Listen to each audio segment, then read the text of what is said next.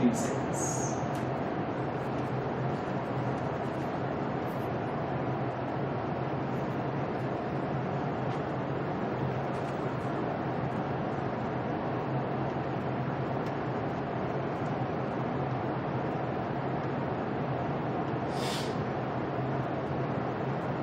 Five seconds.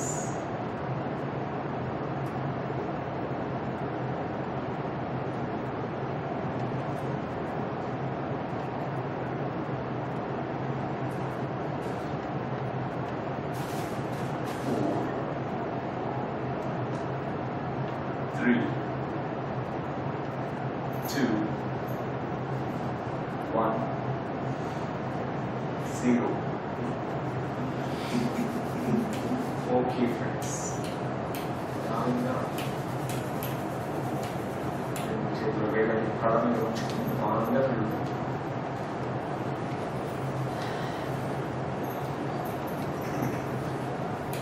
Let's begin with claps.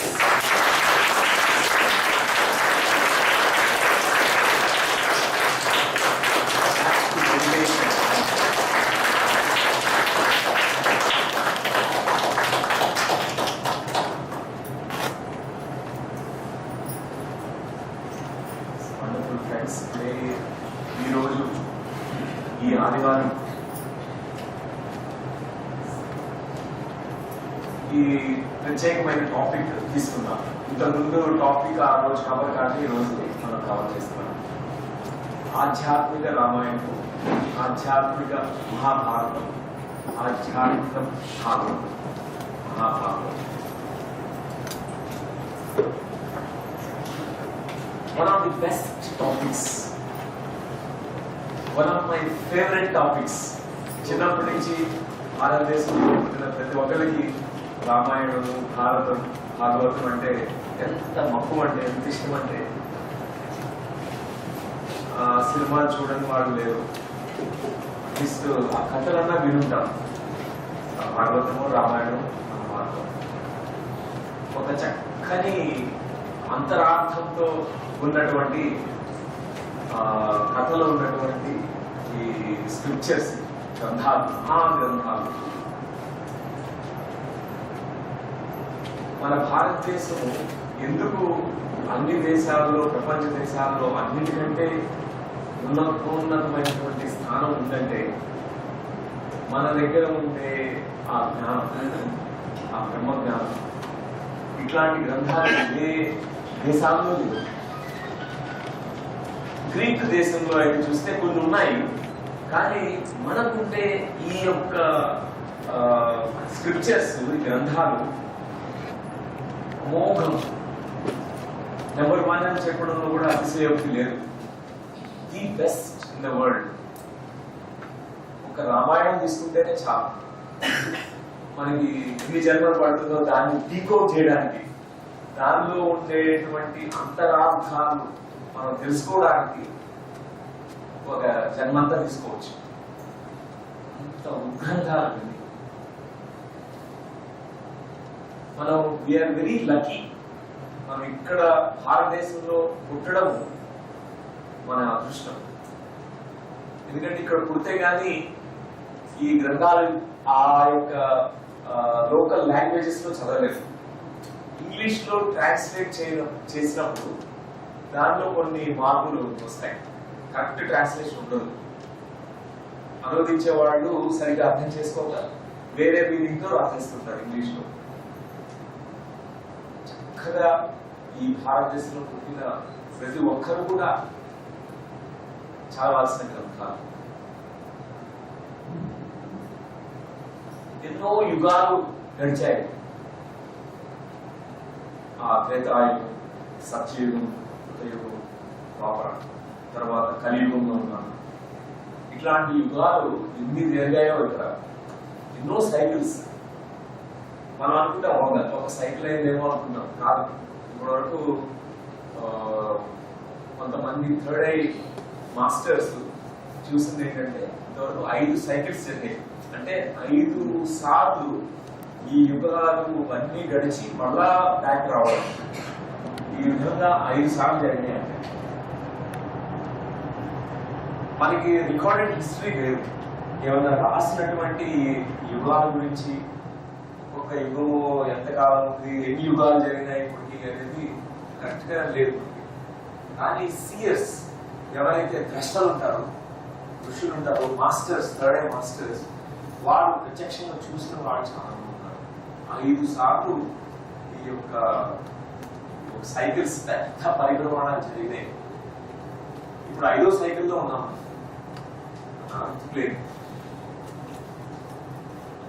ప్రతి యుగానికి ఒక యుగ ధర్మం ఉంటుంది. రామాయణం అంతా కూడా మరి త్రేతాయుగం సంబంధించినటువంటి గ్రంథం. అప్పుడు రాముడు ఆ ఇన్కార్నేషన్ తీసుకోవడం, ఆ జన్మలో ఆయన చేసినటువంటి అంతా కూడా. ఈ వాల్మీకి మహర్షి ఈ ఒక గొప్ప మాస్టర్, మల్టీ డైమెన్షనల్ మాస్టర్ అని చెప్పచ్చు. మామూలుగా ఒట్టి కథ రాయడం వేరు, కానీ ఒక కథలో ఎన్నో యాంగిల్స్, ఎన్నో డైమెన్షన్స్ పెట్టి చొప్పించి రాశారు. దాంట్లో ఒక చక్కని హ్యూమర్ ఉంటుంది, చక్కని సారాంశం ఉంటుంది.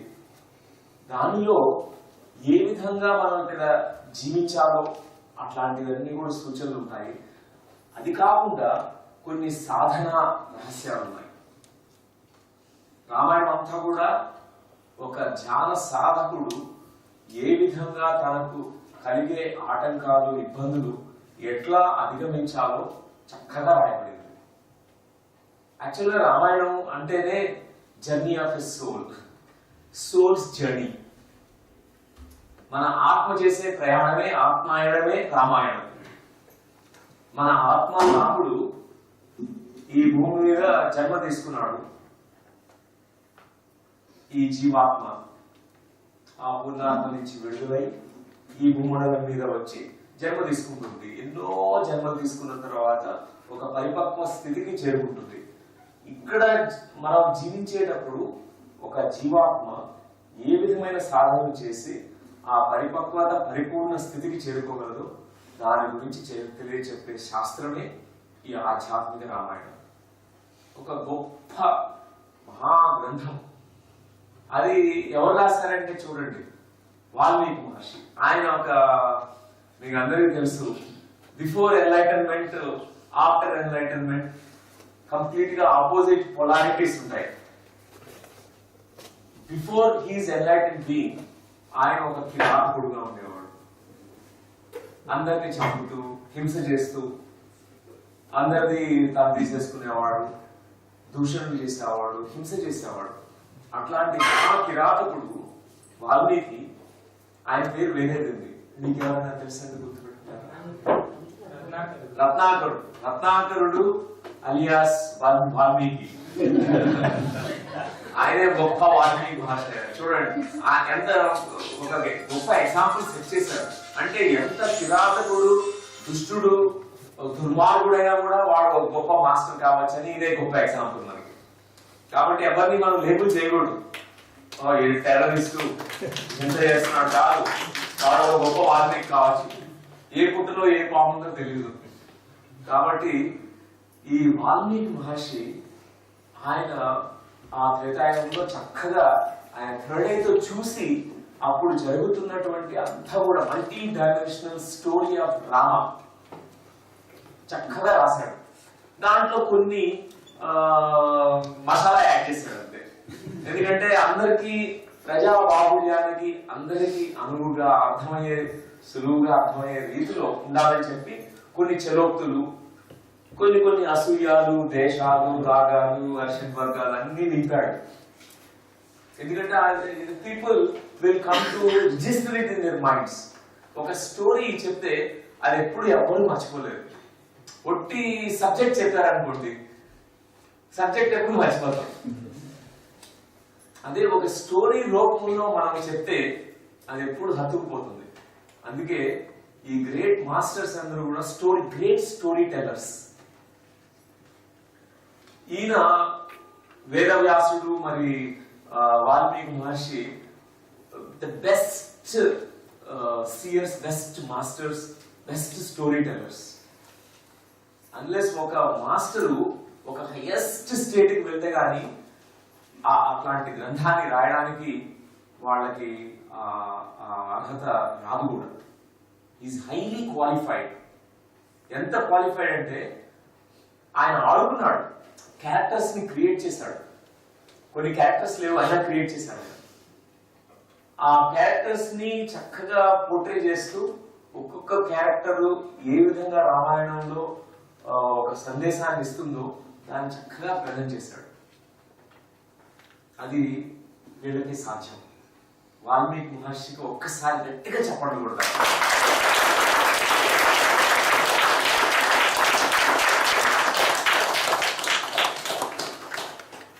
In my opinion, Valmiki represents to me greater than anybody else, even greater than Rama.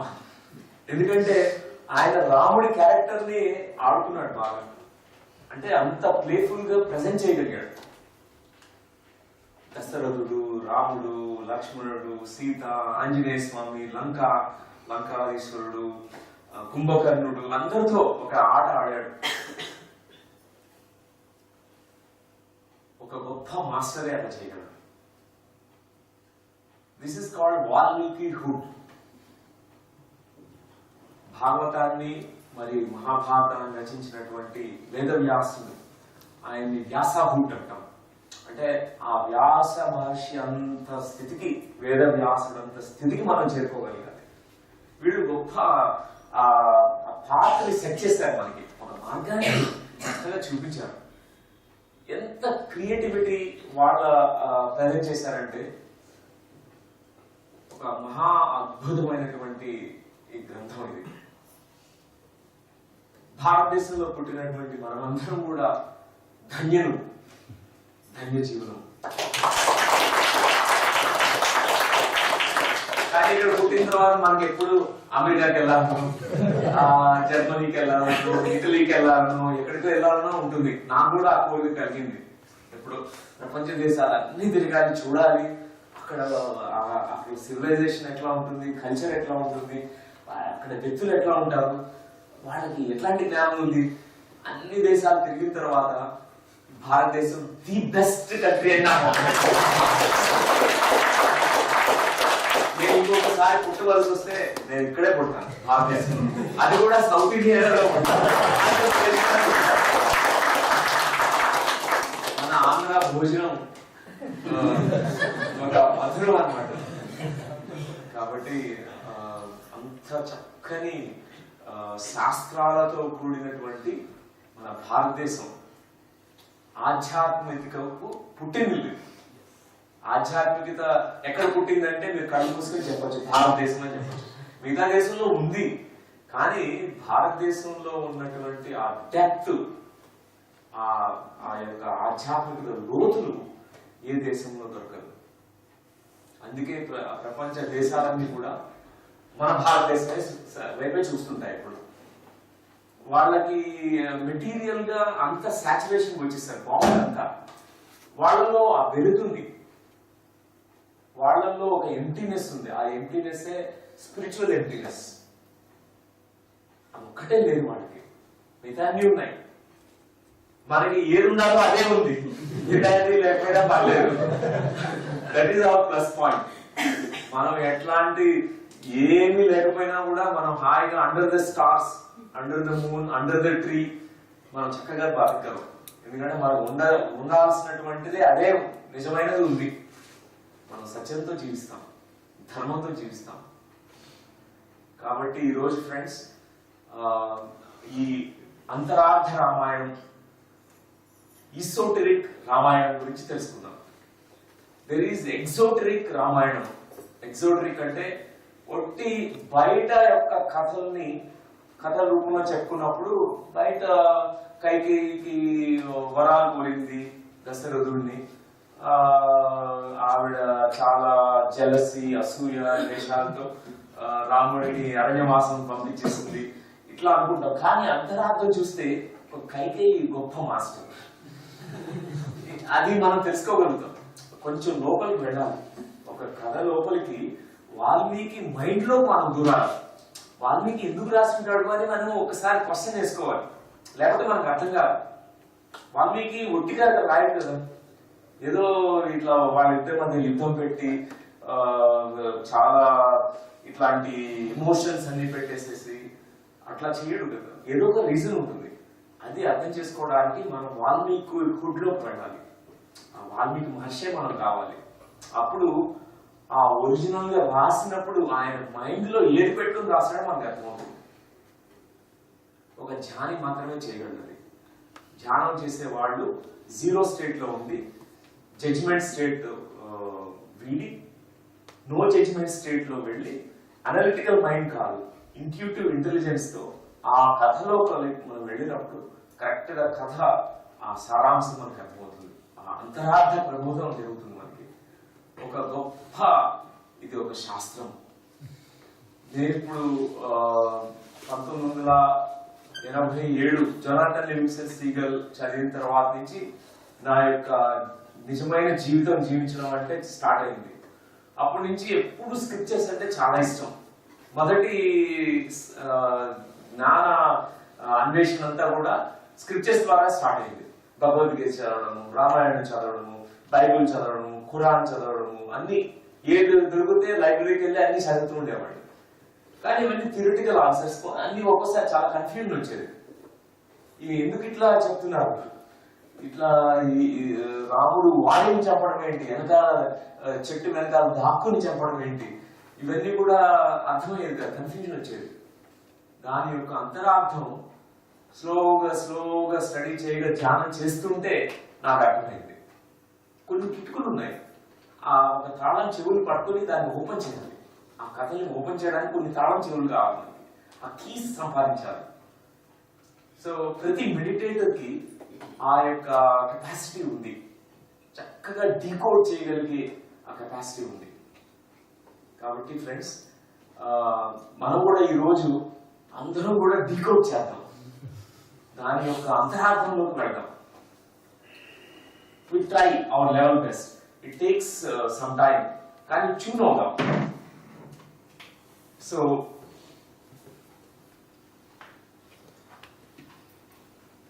మొట్టమొదటిగా అందరూ దేవతలు అందరూ వెళ్ళిపోయి ఈ మహావిష్ణువుతో వెళ్ళి వేడుకుంటూ ఉంటారంట. దీంతో స్టార్ట్ అవుతుంది రామాయణం అంతా కూడా. ఏమని వేడుకుంటున్నారంటే, ఇక్కడ అంతా ఈ లంకాధీశ్వరుడు ఉన్నాడు, ఆయన రాక్షసుడు, అసురుడు. ఆయనకి ఎప్పుడు కూడా తామసికము రాజసికమైన ప్రవృత్తులతో అందరిని ఎవరు మెడిటేషన్ చేస్తుంటే వాళ్ళు డిస్టర్బ్ చేస్తుంటాడు. నిన్న నిపుణ్ మేహతా గారు చెప్పారు, ఎవరినో జైల్లో పెట్టారు, డిస్టర్బింగ్ ద పీస్. సో అట్లా ఈయన లంకాధీశ్వరుడు ఈజ్ డిస్టర్బింగ్ మెడిటేటర్స్. ఎక్కడ మెడిటేషన్ చేస్తుంటే అక్కడ వెళ్ళి వాళ్ళకి అంత నాయిస్ క్రియేట్ చేయడము, వాళ్ళని మెడిటేషన్ చేయకుండా చేయడము, ఇట్లా చేస్తుండేవాడు. సో వీళ్ళు వెళ్ళి మొరపెట్టుకున్నారు, చాలా హింస అయిపోయింది, ఆ అసురులు అంతా కూడా మమ్మల్ని కోఆపరేట్ చేయట్లేదు, అంతా డిస్ట్రాయ్ చేస్తున్నారు. సో విష్ణువు చెప్తాడనమాట, ఓకే దాట్స్ స్టోరీ, దెన్ దానికి ఒక నేను చెప్తాను, I will be incarnating here as this person Rama. నేను వస్తాను, ఇక్కడ ఒక జన్మ తీసుకుని వస్తాను, నాతో పాటు పెద్ద బెటాలియన్ సోల్స్ అందరూ ఇక్కడ జన్మ తీసుకుంటారు నాతో పాటు. వానర సేన వచ్చేస్తుంది, హనుమంతుడు వస్తాడు, వీళ్ళంతా వస్తారు. సో ఇక్కడ జన్మ తీసుకుంటాను, నేను దశరథుడికి కొడుకుగా పుడతాను. దాని తర్వాత సీతాదేవి కూడా, లక్ష్మీదేవి మళ్ళా ఇన్కార్నేషన్ తీసుకుంటుంది, ఎంత చెప్తాడు అనమాట. This is the beginning. మహావిష్ణువు అంటేనే సర్వవ్యాప్తిగా ఉన్నటువంటి, మనలో ఉన్నటువంటి ఆ ఆత్మ, పూర్ణాత్మ. మన పూర్ణాత్మయే మహావిష్ణువు. అది జస్ట్ ఒక సింబాలిజం, ఒక సింబల్ రూపంలో పెట్టాము. అంటే మన ఆత్మ ప్రయాణం చేస్తుంది ఇక్కడికి, భూమండలానికి, ఒక జన్మ తీసుకుంటుంది. దీనికి ముందు నా స్టోరీ ఏంటంటే, ఆ పూర్ణాత్మ నుంచి మనకి కొన్ని ఇన్స్ట్రక్షన్స్ తీసుకుంటాం, డిజైన్ తీసుకుంటాం. ఈ డిజైన్ ప్రకారము ఈ రాక్షసులు అంటే ఎక్కడో లేరు, సురులు అసురులు అంటే ఒకటే తేడా. సురులు అంటే చక్కగా అందరి నుంచి నేర్చుకునేవాళ్ళు, అందరి నుంచి గ్రహించి తెలుసుకునే వాళ్ళే సురులు. అంటే వాళ్ళ సాత్విక ప్రవృత్తులు ఎక్కువ ఉంటాయి కాబట్టి అందరి నుంచి నేర్చుకోవాల్సినటువంటి భావం ఉంటుంది. అసురులు అంటే ఎవరి దగ్గర నుంచి నేర్చుకోరు, ఎందుకంటే తామసికం ఎక్కువ ఉంటుంది కదా, ఒక ఈగో అహంకారం ఉంటుంది, నాకు అంతా తెలుసు నువ్వేంటి చెప్పేది. సో అసురులు ఎవరి దగ్గర నుంచి నేర్చుకోరు, హింసలో ఉంటారు, తామసిక ప్రవృత్తులు ఎక్కువ ఉంటాయి కాబట్టి ఈ సురులు అసురులు రెండు ఆస్పెక్ట్స్ మనలో ఉంటాయి. మన యొక్క జీవాత్మ డిజైన్ తీసుకుని ఇక్కడికి వస్తుంది. ఈ సురులు మహావిష్ణువుని పూర్ణాత్మని మొరపెట్టుకున్నారు, డూ సంథింగ్, లేకపోతే ప్రతి జన్మ ఇట్లా వేస్ట్ అయిపోతుంది. ఈ అసురులు ఈ తామసిక ప్రవృత్తులు నెంబర్ పైకి వచ్చేసి మేము మా డిజైన్ కంప్లీట్ చేసుకోవట్లేదు. పూర్ణాత్మ చెప్తుంది నీ ఆత్మ రాముడు నీలో ఉన్నాడు, మెడిటేషన్ చేయి, ఆ ఇన్స్ట్రక్షన్స్ ఇస్తుంది. So entire Ramayanam is nothing but the story of his soul, the journey of his soul. మన యొక్క ఆత్మాయణమే రామాయణం. సో ఫ్రెండ్స్, దాని తర్వాత చక్కగా ఆయన లాజికల్ స్ట్రక్చరింగ్ చేశారు వాల్మీకి మహర్షి. కొన్ని చాప్టర్స్ రూపంలో రాశారు. బాలకాండతో స్టార్ట్ అవుతుంది, అయోధ్యకాండ, అరణ్యకాండ, కిష్కింధకాండ, సుందరాకాండ, యుద్ధకాండ. మొత్తం ఎన్ని 6 కాండలు ఉన్నాయి. 6 చాప్టర్స్ లో రాశారు ఆయన చక్కగా, 6 సెగ్మెంట్స్ లో రాశారు. సో చక్కగా వీటి ఒక క్రోనలాజికల్ సీక్వెన్స్ ఉంది, లాజికల్ సీక్వెన్స్ చూడండి. సో బాలకాండ, అయోధ్యకాండ ఏంటంటే ఇంద్రియ నిగ్రహీకరణ సాధన, మన ఇంద్రియాల పట్ల మనకి నిగ్రహం చేసుకోవడం. ఇంద్రియాల పట్ల చక్కగా వాటిని ప్రకోపిస్తుంటాయి. ఇంద్రియాలు ఎప్పుడు క్రేవింగ్స్, అన్ని క్రేవింగ్స్ ఉంటాయి. వాటిని ఎట్లా మనం ఒక ఆధిపత్యం సాధించాలి, ఒక ఇంద్ర పదవిని ఎట్లా సాధించాలని చెప్పడమే ఇక్కడ ఇంద్రియ నిగ్రహీకరణ సాధన. తర్వాత అరణ్యకాండ అండ్ కిష్కింధకాండలో ఇంద్రియ ప్రశాంతీకరణ సాధన. ఇంద్రియాలు ప్రకోపిస్తాయి, ప్రకోపించిన స్టేట్ లో ఇంద్రియాలతో ఎప్పుడు మన కోపం, క్రోధం వస్తుంది. ఈ కళ్ళు అన్ని చూడాలనిపిస్తుంటుంది, కానీ ఇది దొరకకపోతే మనకి చాలా కోపం వచ్చేస్తుంది, క్రోధం వస్తుంది, లోభం వస్తుంది, మోహం వస్తుంది, మదం వస్తుంది, మాత్సర్యం వస్తుంది, అరిషత్ వర్గాలన్నీ వస్తాయి. కాబట్టి ఇవన్నీ ప్రశాంతీకరణ సాధన. ఇవి ఈ అరణ్యకాండ అండ్ కిష్కింధకాండలో అది జరుగుతుంది. సుందరకాండ అండ్ యుద్ధకాండలో మరి విలీనీకరణ సాధన. ఇంద్రియాలు అన్ని కూడా విలీనం అవుతాయి. ఇంద్రియాలు only instruments. We are not the indriyas. We are not the 5 sensory organs. We are neither the perceptions that were created by our own 5 senses. All of them, they dissolve in the soul. Soul has a major perceptual organ. It's a major perceptual organ. Soul perceives everything as it is. Truth as a truth, false as a false. So ఈ ఇంద్రియాలతో మనం initial గా మనం ఎన్నో వ్యాపారాలు చేస్తున్నాం, ఇంద్రియ వ్యాపారాలు అంటాం. కానీ ఇవన్నీ ప్రశాంతీకరణ జరగడం, తర్వాత విలీనీకరణ జరిగిన తర్వాత మన సోల్ తో మనం జీవిస్తాం, మన సోల్ తో పర్సీవ్ చేస్తాం. మన సోల్ కి ఎట్లా పర్సీవ్ చేస్తుందంటే థర్డ్ ఐతో, ఈ 3వ కంటితో, ఈ యొక్క పంచ జ్ఞానేంద్రియాలతో కాదు. కాబట్టి ఇప్పుడు ఒక్కొక్క కాండంలోకి వెళ్ళి కొన్ని స్టోరీస్ తీసుకుందాం, ఆ స్టోరీస్ లో వెళ్ళి చూద్దాం. ఓకే ఫ్రెండ్స్, సో కొన్ని నేను రాశాను, నేను కొన్ని స్టోరీస్. బాలకాండలో పీకే, బాలకాండ షార్ట్ ఫామ్. సో దేవతలు విష్ణువుని వేడుకొనుట నెంబర్ 1. దాని తర్వాత పుత్ర కామేష్టి పాయస ప్రధానం, ఆ పాయస విభాగం.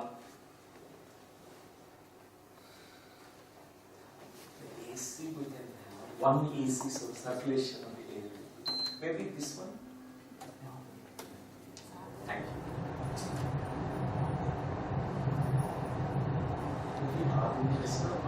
Circulation. So, Putra Kameshti, Yagam, Yagam. దాని తర్వాత పాయస విభాగం. దాంట్లో ఎంత అర్థార్థాలు ఉన్నాయంటే చాలా చక్కని ఈసోటరిక్ మీనింగ్స్. ఒక గొప్ప సబ్జెక్ట్ ఉన్నాడు, గొప్ప జ్ఞాన పేటిగా ఉన్నాడు, మనం తెరచాల్సినటువంటి జ్ఞానం ఎంతో ఉన్నాడు.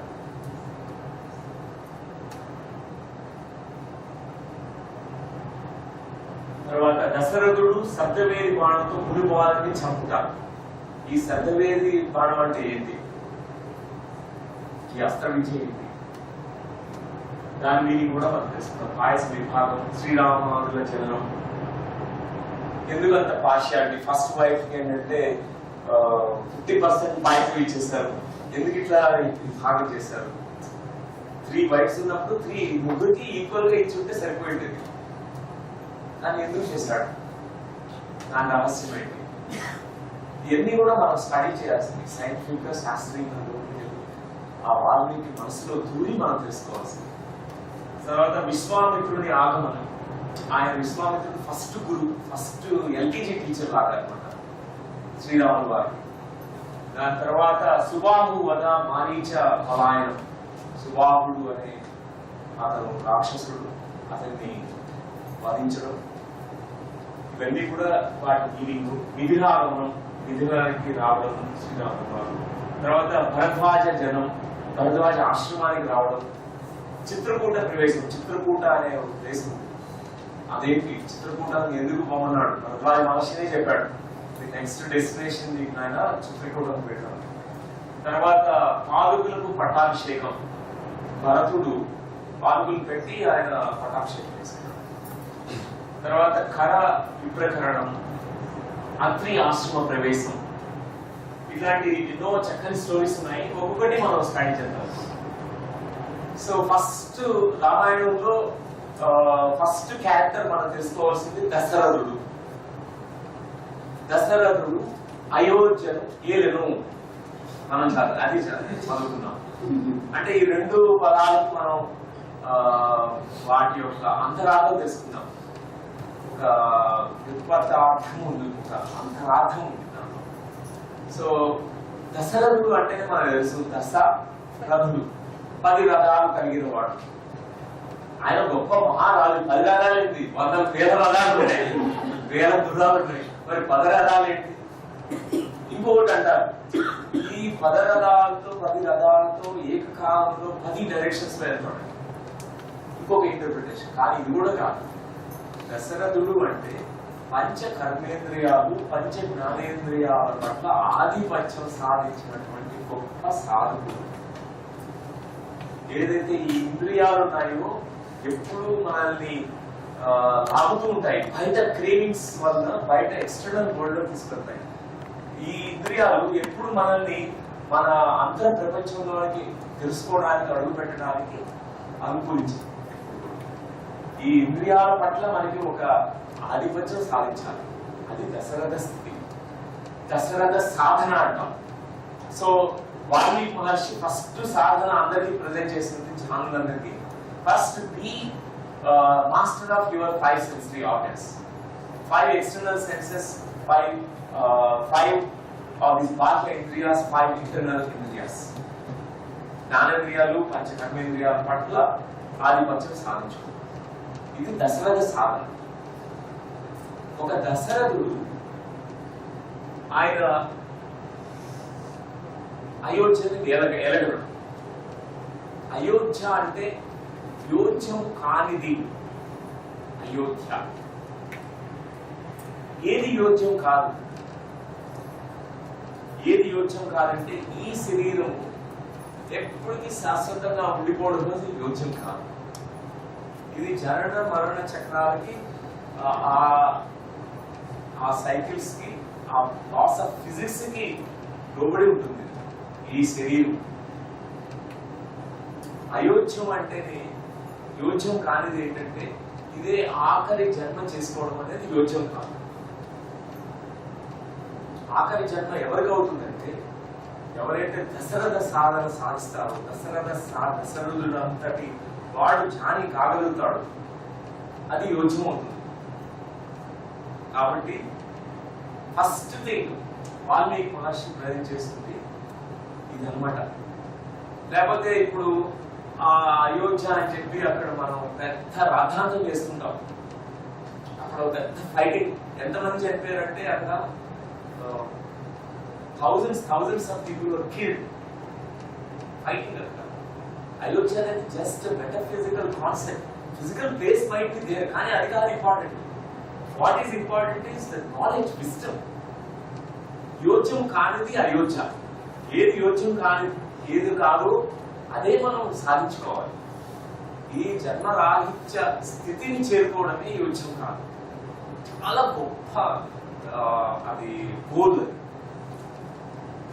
జన్మ మరణ చక్రాల నుంచి బయటపడడం, ఆ జన్మరాహిత్య పదవిని పొందాలంటే మరి ఒకళ్ళు ఆత్మజ్ఞాని కావాలి, వాళ్ళ కర్మ సంఖ్యలను తెచ్చుకోవాలి, ఆ సంపూర్ణ జ్ఞానాన్ని పొందాలి. దానికి ముందు దశరథ సాధన చేయాలి. ఆ పంచ కర్మేంద్రియాలు పంచ జ్ఞానేంద్రియాల పట్ల ఆధిపత్యం సాధించాలి. అదే దశరథుడి స్థితి. కాబట్టి ఫ్రెండ్స్, ఈ 10 గుర్రాలతో 10 రథాలతో ఉండేవాడు దశరథుడు కాదు. వాల్మీకి అట్లయితే రాయుడు కూడా వాల్మీకి రాశాడంటే దాని అంతరార్థం ఉంది. ఒకసారి దశరథుల సాధనకి చప్పట్లు కొట్టాలి. ప్రతి మెడిటేటర్ కూడా ఫస్ట్ థింగ్ వాళ్ళు మెడిటేషన్ లో సాధించేదే అది. Withdraw all the 5 senses. బయట ఎప్పుడు పరిగెత్తున్నటువంటి ఈ చలిస్తున్నటువంటి 5 సెన్సరీ ఆర్గన్స్ ని చక్కగా విత్డ్రా చేస్తాడు, లోపలికి పంపిస్తాడు, అంతర్ముఖం చేసుకోవడానికి ట్రై చేస్తాడు. లేకపోతే ఎప్పుడు గుర్రాలకి, ఈ కోరికలనే గుర్రాలకి ఎప్పుడు కంట్రోల్ లేదు. ఈరోజు వర్ణ సినిమా చూస్తే రేపు హిస్టరీ, ఇంకొక సినిమా మ్యాట్నీ, నైట్ షో, అంటే ఎప్పుడు ఇది చూడాలనిపిస్తుంటుంది. అదే మెడిటేషన్ కూర్చోవాలంటే కాదు, ఎన్నో ఎక్స్క్యూజెస్. ఈరోజు చాలా బిజీగా ఉన్నాను, సినిమా 3 గంటలు అయితే చూడగలరు, కానీ ధ్యానం 1 గంట చేయాలంటే కష్టం. ఈ యొక్క 5 సెన్సరీ ఆర్గన్స్ ఎప్పుడు అంతే, వాటిని అంతర్ముఖం చేసుకుని దాని పట్ల ఒక మాస్టరీ సంపాదించుకోవాలి. Be a master of your senses. 5 senses. 5 external senses, 5 internal senses. That is what is called Dasharatha sadhana. ఎవరైతే దశరథుడు అవుతారో ఆ స్థితికి చేరుకుంటారు. వాడికి దశరథుడు వారికి మరి రాముడు పుట్టాడు. రాముడు పుట్టడం అంటేనే ఆత్మరాముడు ఉద్భవించడం. ఎవరైతే ఇంద్రియాల పట్ల వారు ఆధిపత్యం సాధిస్తారో, they are masters of their 5 senses, then naturally your soul, your ఆత్మరాముడు విల్ బి గాడ్. అంతవరకు ఆత్మరాముడు లోపల ఎక్కడో దాక్కుని ఉంటాడు, ఎన్నో పొరలు కప్పేసి ఉంటాయి. ఆత్మరాముడు ప్రకటింపబడడానికి మరి ఈ పొరలన్నీ పోవాలి కదా, ఈ యొక్క ఇంద్రియాల పట్ల మనకి ఆధిపత్యం కావాలి కదా. కాబట్టి ఈ దశరథుడు స్థితికి చేరుకున్న తర్వాత అయోధ్యని ఏలడం సులభం, ఎందుకంటే ఆత్మారాముడు పూర్తాటం గురించి. ఇది దీని యొక్క అంతరార్థం.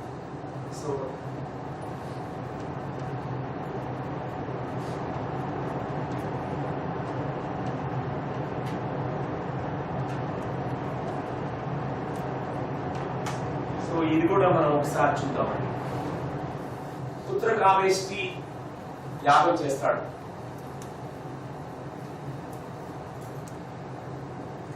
ఆ టైంలో ఋష్యశృంగుడు అనే ఒక మాస్టరు ఆయన మెడిటేషన్ చేసుకుంటుంటాడు అరణ్యంలో. ఆయన చెప్తారు, ఎవరో చెప్తారు, ఆయన వస్తే ఈ అయోధ్యలో చక్కగా వర్షం వస్తుంది, ఆయన కాలు ఎక్కడ పెట్టాడో అక్కడంతా అబండెన్స్. అయితే మాకు అబండెన్స్ కావాలి కదా, ఇక్కడంతా కరువు కాటగారు, ఒక వర్షం లేదు, ఒక పిల్లలు లేరు, ఏం లేరు, ఆయన ఎట్లాగైనా అక్కడి నుంచి తీసుకురావాలి. ఋష్యశృంగుడు ఎప్పుడు మెడిటేషన్, చిన్న పుట్టడంలోనే మెడిటేషన్ తో ఆయన ఇంట్రడ్యూస్ అయిపోయాడు. ఇంకా ఎప్పుడు ధ్యాన స్థితిలోనే ఉండేవాడు. ఆయనకి ఆడ మగ తేడా తెలియదు కూడా, ఎప్పుడు చూడలేదు, ఆడ మనిషినే చూడలేదు అంతవరకు. సో ఆయన్ని అక్కడి నుంచి తప్పించడానికి, ఆ అరణ్యం నుంచి బయటకు తీసుకురావడానికి ఏదో ఒక డిస్టర్బెన్స్ క్రియేట్ చేయాలి, లేకపోతే కుదరదు. ఆయన మెడిటేషన్ స్టేట్ నుంచి బ్రేక్ చేసి బయటకు తీసుకురావాలి. కొంచెం ఏదో ట్రిక్స్ చేస్తారు వాళ్ళు ఆ విశ్వస్వరుడిని బయటకు తీసుకురావడానికి. ఎంత ప్యూర్ స్టేట్ ఆఫ్ బీయింగ్ లో ఉండేవాడంటే విశ్వస్వరుడు. ఆయనకి వరల్డ్ లోకం తిరిగి తెలియదు. ఎప్పుడు ప్యూర్ స్వచ్ఛ స్థితిలో ఉండేవాడు. ఆ ఋష్యుడు, ఆయన ఋషి. శృంగుడు అంటే ఆయనకి పెద్ద ఈ పొక్కులాగా పెద్ద జడ వచ్చేసింది. ఆయన పైన ఒక పిరమిడ్ ఆకారంలో ఆయనకి జడ వచ్చేసింది అనమాట. అంత గొప్ప మాస్టర్. మెడిటేషన్, ఎప్పుడు మెడిటేషన్. ఆయన చూడండి, ఋషులంతా కూడా అరణ్యంలోనే ఉంటారు. అరణ్యం అంటే సాంస్క్రిట్ లో రణ్యం లేదు, అరణ్యం. రణ్యం అంటేనే సౌండ్, నాయిస్. ఎప్పుడు శబ్దంతో నాయిస్ గా ఉంటే ఇదే రణ్యం. మనం ఉండేది రణ్యం. నాన్ మెడిటేటివ్ స్టేటే రణ్యం, మెడిటేటివ్ స్టేటే అరణ్యం. ఆయన అరణ్యంలో ఉన్నాడంటే మెడిటేటివ్ స్టేట్ లో ఉన్నాడు. అరణ్యం అంటేనే మెడిటేషన్. విశ్వస్వరుడు అరణ్యం నుంచి బయటకు తీసుకొస్తారు. ఎట్లా అంటే ఫస్ట్ ఆయన దగ్గరికి కొంతమంది ఉమెన్ పంపిస్తారు. ఎందుకంటే ఆయన ఉమెన్ చూడలేరు. ఆయనలో ఒక క్యూరియాసిటీని పంపించాలి. ఇది ఏంటి ఉమెన్ అంటే ఆయనతో చూడలేదు. సో ఫస్ట్ టైం ఉమెన్ వెళ్తారు. ఆయన జస్ట్ చూస్తాడు, వాళ్ళు పళ్ళు ఇస్తారు, అది తినేస్తాడు, అంతే అయిపోయింది. అప్పుడు వాళ్ళు కూడా డిసప్పాయింటెడ్. ఏంటి ఇది అసలు చెల్లించట్లేదు. ఆ తర్వాత ఇంకొన్ని ట్రిక్స్, డాన్స్ చేయడం స్టార్ట్ చేస్తారు. అట్లీస్ట్ ఇప్పుడు మన రామ్ లీలా, కొత్త మూవీ రామ్ లీలా, ఎట్లా డాన్స్ అట్లాంటి డాన్సెస్ ఆయనకి చేసి చూపిస్తారు. అట్లీస్ట్ ఆయన సమ్ టెంప్టేషన్, ఆయనకు ఒక క్యూరియాసిటీ రావాలి, కోరిక కలగాలి.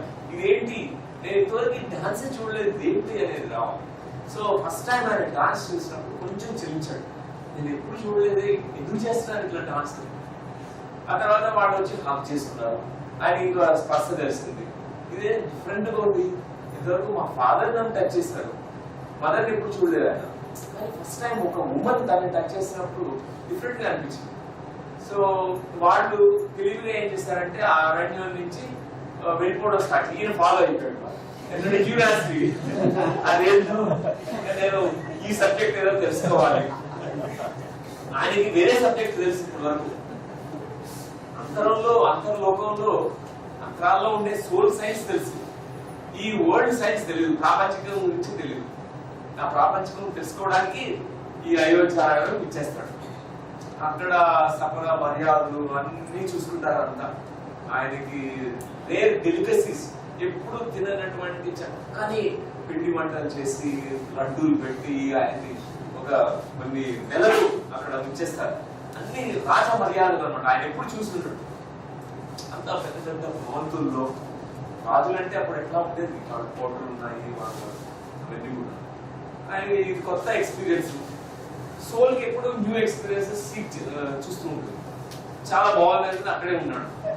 ఆ టైంలో బాగా వర్షాలు పడ్డాయి. ఎందుకంటే ఆయన ఎక్కడ అడుగు పెడితే అక్కడ మరి గుడ్ వైబ్రేషన్స్, ఆయన పాజిటివ్ వైబ్రేషన్స్ లో ఆయన ఎక్కడ ఉంటాడో అక్కడికి వస్తాయంట, అబండెన్స్ లో వస్తుంది. సో ఆయన్ని ఒప్పించి ఈ పుత్రకామేష్టి యాగంకి ఉండమని చేస్తారు. దశరథుడు రిక్వెస్ట్ చేస్తే ఆయన ఉన్నాడు. సో ఈ హై వైబ్రేషన్ మాస్టర్ అక్కడ ఉండడం ద్వారా ఆ అగ్ని నుంచి, ఈ అగ్ని అంటేనే ఇక్కడ వేద జ్ఞానం లెక్క. అగ్ని, ఫైర్, వర్డ్స్, ఎవ్రీథింగ్. జ్ఞానం అగ్ని లాంటిది. ఎట్లాంటి అజ్ఞానాన్నైనా భస్మం చేస్తుంది, ఎట్లాంటి భయాన్నైనా భస్మం చేస్తుంది అగ్ని. ఈ అగ్ని వేద జ్ఞానం. ఈ వేద జ్ఞానం వచ్చి దశరథుల వారికి పాయసానికి కీర్ని ఇస్తాడు. మంచి పాయసం ఇచ్చేస్తాడు. ఇచ్చేసి మీ ముగ్గురు భార్యలకి ఈ పాయసాన్ని ఇవ్వు అని చెప్తాడు. నీకు సంతానం కలుగుతుంది. మన స్క్రిప్చర్స్ లో ఒకటి రాయబడింది, పుత్రుడు పున్నామ నరకం నుంచి తప్పిస్తాడు అని. దాన్ని కూడా సరిగ్గా మనం అర్థం చేసుకోవాలి దాని అంతరార్థం. దానివలన ఆడపిల్లలు పుడుతుంటే రిజెక్ట్ చేస్తుంటారు ఇండియాలో, ఎందుకంటే దీన్ని సరిగ్గా అర్థం చేసుకోలేదు కాబట్టి. పుత్రుడు అంటే పుత్రికని రిజెక్ట్ చేయడం కాదు, పుత్రుడు పుత్రిక అందరూ ఒకటే. పుత్రుడు అంటేనే మీనింగ్ ఏంటంటే పున్నామ నరకం నుంచి, అంటే మన నుంచి ఉద్భవిస్తున్న న్యూ బీయింగ్ అని. పుత్రుడు అంటే మనం ఫిజికల్ గా జన్మించేది కాదు, మన సాధన ద్వారా మనలో నుంచి కొత్తదనాన్ని మన నుంచి తీసుకొస్తాం, అదే పుత్రుడు. ఆ కొత్తదనంతో పుట్టినటువంటి ఆ జ్ఞానం ద్వారా మనం పుత్రుడు పున్నామ నరకం అంటే పునః నరకం. ఎప్పుడు నరకలోకంలో మనం నరకంలో పుట్టు ఉంటాం, ఇక్కడే ఉంటుంటాం.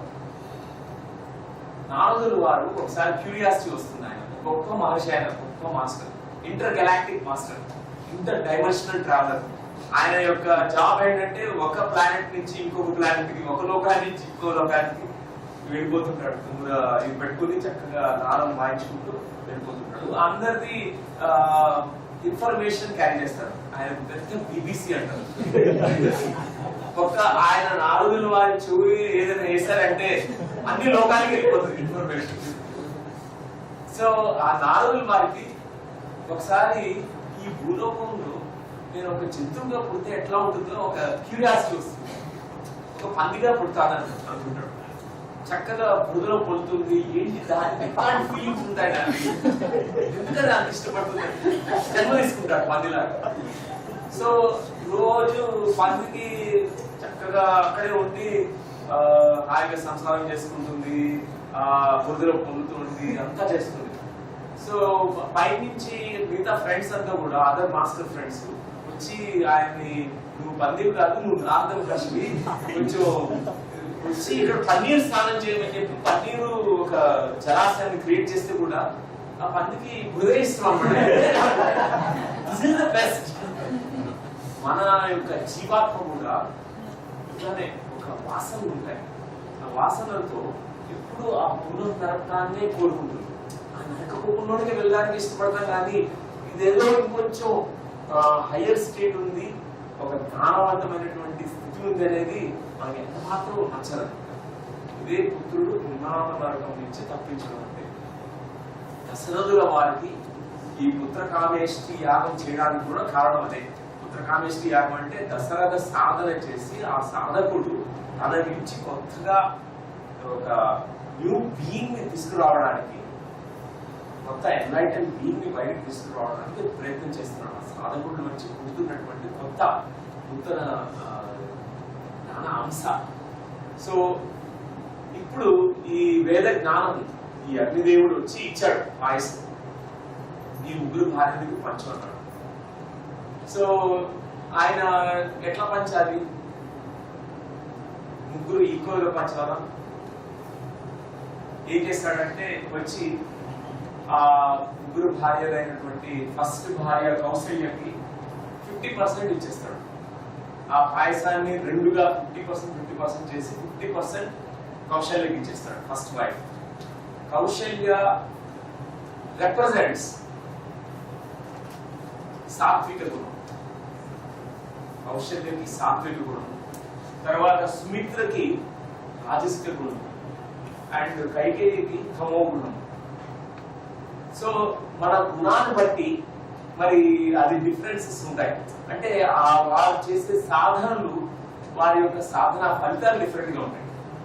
సో కౌశల్యకి 50% మేజర్ పోర్షన్. అంటే ఒక జీవాత్మ ఇక్కడ జన్మ తీసుకున్నప్పుడు ఇది పాయస విభాగంలో చెప్పబడింది ఏంటంటే 50% మనకి చక్కని సాత్విక గుణంతో మనం ఉండాలి ఫస్ట్. అది ఫస్ట్ టార్గెట్ మనకి. 50% మనకి 50% మార్క్స్ ఏముండాలి, సాత్విక గుణం ఉండాలి. తర్వాత సుమిత్రకి రిమైనింగ్ 50% లో మళ్ళా సగభాగం ఇస్తాడు. రిమైనింగ్ 50% హాఫ్ చేసి 50% ఇస్తాడు మళ్ళా. తర్వాత కైకేయికి మళ్ళా రిమైనింగ్ 50% ఇస్తే ఆమె దాంట్లో మళ్ళా ఓన్లీ హాఫ్ తీసుకుని హాఫ్ మళ్ళా సుమిత్రకే ఇచ్చేస్తాడు. కాబట్టి సుమిత్రకి ఇక్కడ మనం రాజసికం, మన రాజసము దీనికంటే అరౌండ్ 35% దాకా ఉండొచ్చు. ఆ క్యాలిక్యులేషన్ చేసి 35% 40% ఉండొచ్చు. మన ప్రతి సోల్లో కూడా జీవాత్మలో ఈ జీవుడిలో ఇదన్నమాట పర్సెంటేజ్. అంటే సాధన బిగినింగ్ స్టేజెస్ లో ఉన్నప్పుడు ఈక్వేషన్ 50% సాత్విక గుణము అండ్ అరౌండ్ 35% మరి రాజసిక గుణము అండ్ కైకేయి లాగా తమో గుణము అరౌండ్ 15%. తక్కువ శాతం తమో గుణం ఉండాలి. ఇట్లా ఉంటే మన సాధన ఫాస్ట్ గా అవుతుంది. తక్కువ ఉంటుంది తమో గుణం, తర్వాత జీరోకి వచ్చేస్తుంది తమో గుణం. కానీ ఇనిషియల్ స్టేజ్ లో మాత్రం ఇట్లా ఉంటుంది ఈక్వేషన్. సో ఈ పాయస విభాగం యొక్క అంతరార్థం ఇది. అక్కడ పార్షియాలిటీ కాదు, కౌశల్య అంటే ఎక్కువ ఇష్టం కాదు దశరథుడికి. మనకి అంతరార్థం తెలియకపోతే ఇదంతా రెడిక్యులస్ గా ఉంటుంది, ఇల్లాజికల్ గా ఉంటుంది. ఇది ఇట్లా చేసి 50% మళ్ళా 50% కన్ఫ్యూజన్ ఉంటుంది. కాబట్టి కౌశల్యకి శ్రీరాములు వారు జన్మం తీసుకున్నారు, మరి సుమిత్రకి లక్ష్మణుడు శత్రుఘ్నుడు, మరి కైకేయికి భరతుడు పుట్టాడు. సో అందుకే భరతుడు more to do with day to day world. అందుకే భరతుడు పట్టాభిషేకం చేశాడు. కొంచెం తామసం ఉండాలి కదా ఈ భూమి మీద మనం నడవడానికి, ఈ భూమి యొక్క పరిపాలన చేయడానికి, ఈ ప్రాపంచికతో ఎక్కువ ఉండగలిగేవాడు భరతుడు. కాకపోతే ఆయనకి కాంటాక్ట్ లో సోల్ కాంటాక్ట్ ద్వారా బ్రదర్స్ ఉండడం వల్ల ఆయనకి ఎక్కువ ఆ యొక్క ఆధ్యాత్మికమైనటువంటి వైబ్రేషన్స్ వల్ల చక్కగా చేయగలిగాడు. సో ఇదన్నమాట 3 wives ఆఫ్ దశరథ.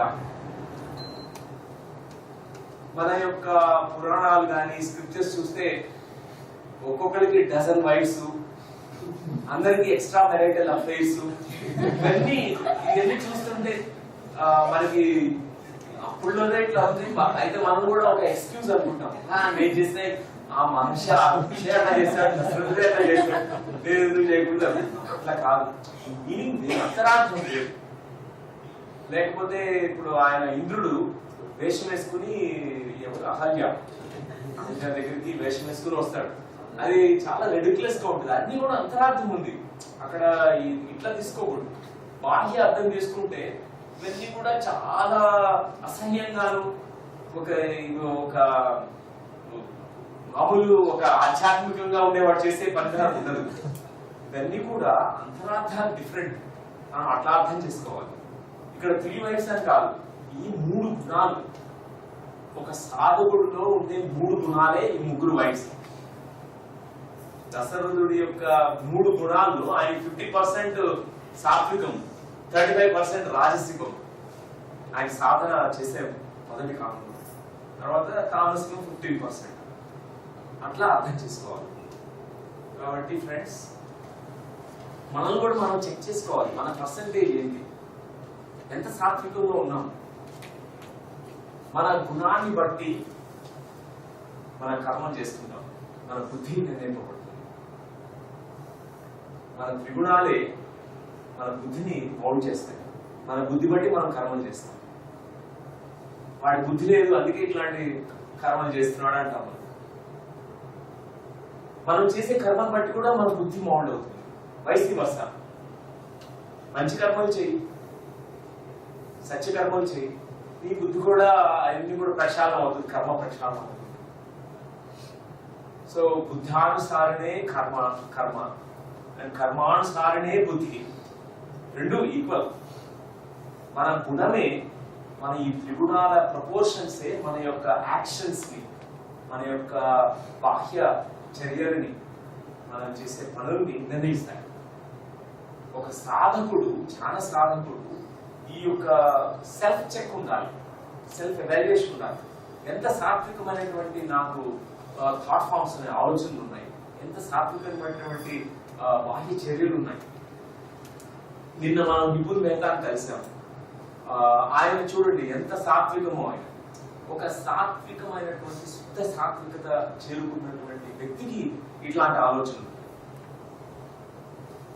గిఫ్టివిజం అనేది క్రియేట్ చేయడం, జనరాసిటీ, ఒకటి ఎక్స్పెక్ట్ చేయకుండా అన్కండిషనల్ గా ఇవ్వడం, అది తామసికంలో ఉండేవాడు కానీ రాజకీయంలో కానీ వీలు కాదు.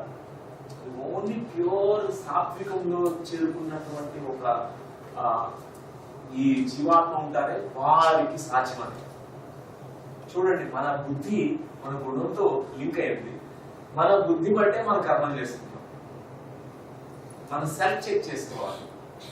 ఒక ఆలోచనలు వచ్చింది, ఇది సాత్విక ఆలోచన, రాజసికమా, తామసికమా ఆలోచన, ఒకసారి చెక్ చేసుకోవాలి. తామసిక ఆలోచనలు ఎప్పుడు కూడా డెన్స్ థాట్స్, చాలా హెవీ థాట్స్, నెగటివ్ ప్లేసెస్ ఉంటాయి, నెగటివ్ ఆలోచనలు ఉంటాయి. అది తామసికమైన. రాజసికము ఈగో ఓరియంటెడ్ థాట్స్ ఉంటాయి. నువ్వు ఏదో నీ ఈగోని నేను నాది ప్రూవ్ చేసుకోవడానికి, ఈ అహంకారానికి సంబంధించినటువంటి రాజసికమైనటువంటి ఆలోచన, అది ఎప్పుడు మనం చెక్ చేసుకోవాలి. సాత్వికమైన ఆలోచనలు ఎప్పుడు కూడా ఏదో నీ డెవలప్మెంట్, సెల్ఫ్ డెవలప్మెంట్ కానీ అదర్స్ డెవలప్మెంట్ కానీ అట్లాంటి థాట్స్నే ఉంటాయి. సర్వే జన సుఖినో భవంతు అనేది సాత్వికమైనటువంటి ఆలోచన, శుద్ధ సాత్వికమైనటువంటి ఆలోచన. కాబట్టి మనల్ని మనం ఎప్పుడు ఎవాల్యుయేట్ చేసుకోవాలి, సెల్ఫ్ చెక్ చేసుకోవాలి. మన యొక్క గోల్ ఈ యొక్క ఈక్వేషన్ ని కంప్లీట్ గా తారుమారు చేయడం. ఎక్కువ శాతం 90% పైనే సాత్వికంగా రావాలి. చేస్తూ పోగా, సాధన చేస్తూ పోగా ఈ యొక్క థాట్స్ అన్ని కూడా రిప్లేస్ కాబడతాయి. మన బుద్ధి చక్కగా వికసిస్తుంది. అప్పుడు ఈ యొక్క negative thoughts replace by positive thoughts and miraculous thoughts, సాత్వికమైనటువంటి ఆలోచన.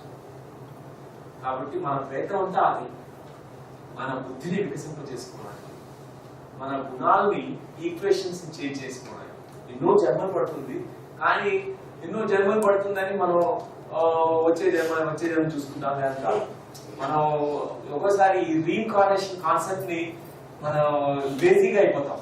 ఈ రీఇన్కార్నేషన్ కాన్సెప్ట్ లో ఏంటంటే ఎన్నో జన్మలు ఉన్నాయి కదా, ఈ జన్మ తామసికంగా ఉంటాను బాగుంది అనుకుంటాం. కాదు, మనకి ఈ రీఇన్కార్నేషన్స్ ఉన్నప్పటికీ మనకి ఫ్రీ విల్ అనేది ఉంది. మన యొక్క సెల్ఫ్ దానికి ఎంపికలు చేసుకునేటువంటి ఆ యొక్క శక్తి ఉంది. చాయిసెస్, ఫ్రీ విల్ అనేది మనకు ఉన్నాయి. దాంతో మనం యాక్సలరేట్ చేసుకోవచ్చు మన ఎవల్యూషన్, మన గుణాన్ని, మన బుద్ధిని చక్కగా వికసింప చేసుకోవచ్చు. సో ఫ్రెండ్స్, ఈ అంతరార్థ రామాయణంలో ఇది ఒక ఇంపార్టెంట్ పాయింట్. ఎంటైర్ రామాయణం అంతా కూడా, మహాభారతం అంతా కూడా ఈ త్రిగుణాలకు సంబంధించింది. త్రిగుణాలు, త్రిగుణాతీత స్థితి, ఈ మూడు గుణాలను మించినటువంటి శుద్ధ సాత్విక స్థితి గురించి. సో మన సోల్ ఎవల్యూషన్ గురించి. కాబట్టి ఫ్రెండ్స్, ఇది ఒక సెల్ఫ్ టెస్ట్ అన్నమాట.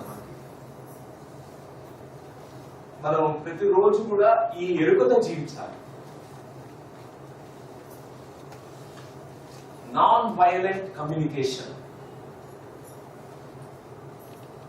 Violent communication comes from tamasic.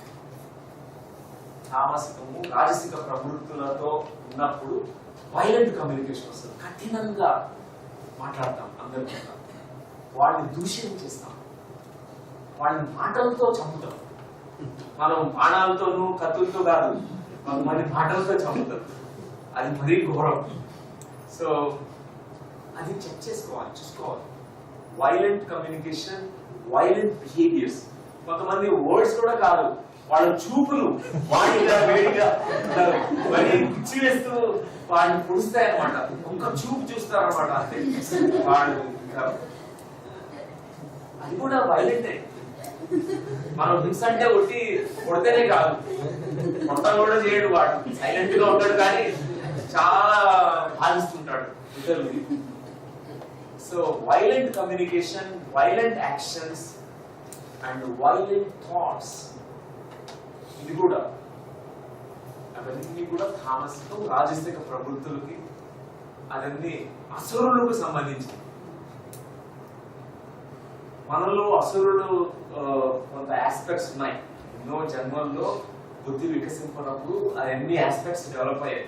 కొన్ని ఉన్నాయన్నమాట, ట్రేసెస్, వాసనలు ఉన్నాయి.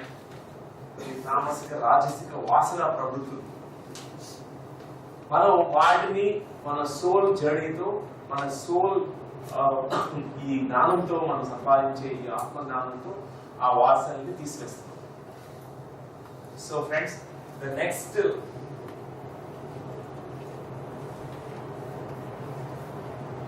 ఈ స్టోరీ అందరికీ తెలిసి ఉంటుంది.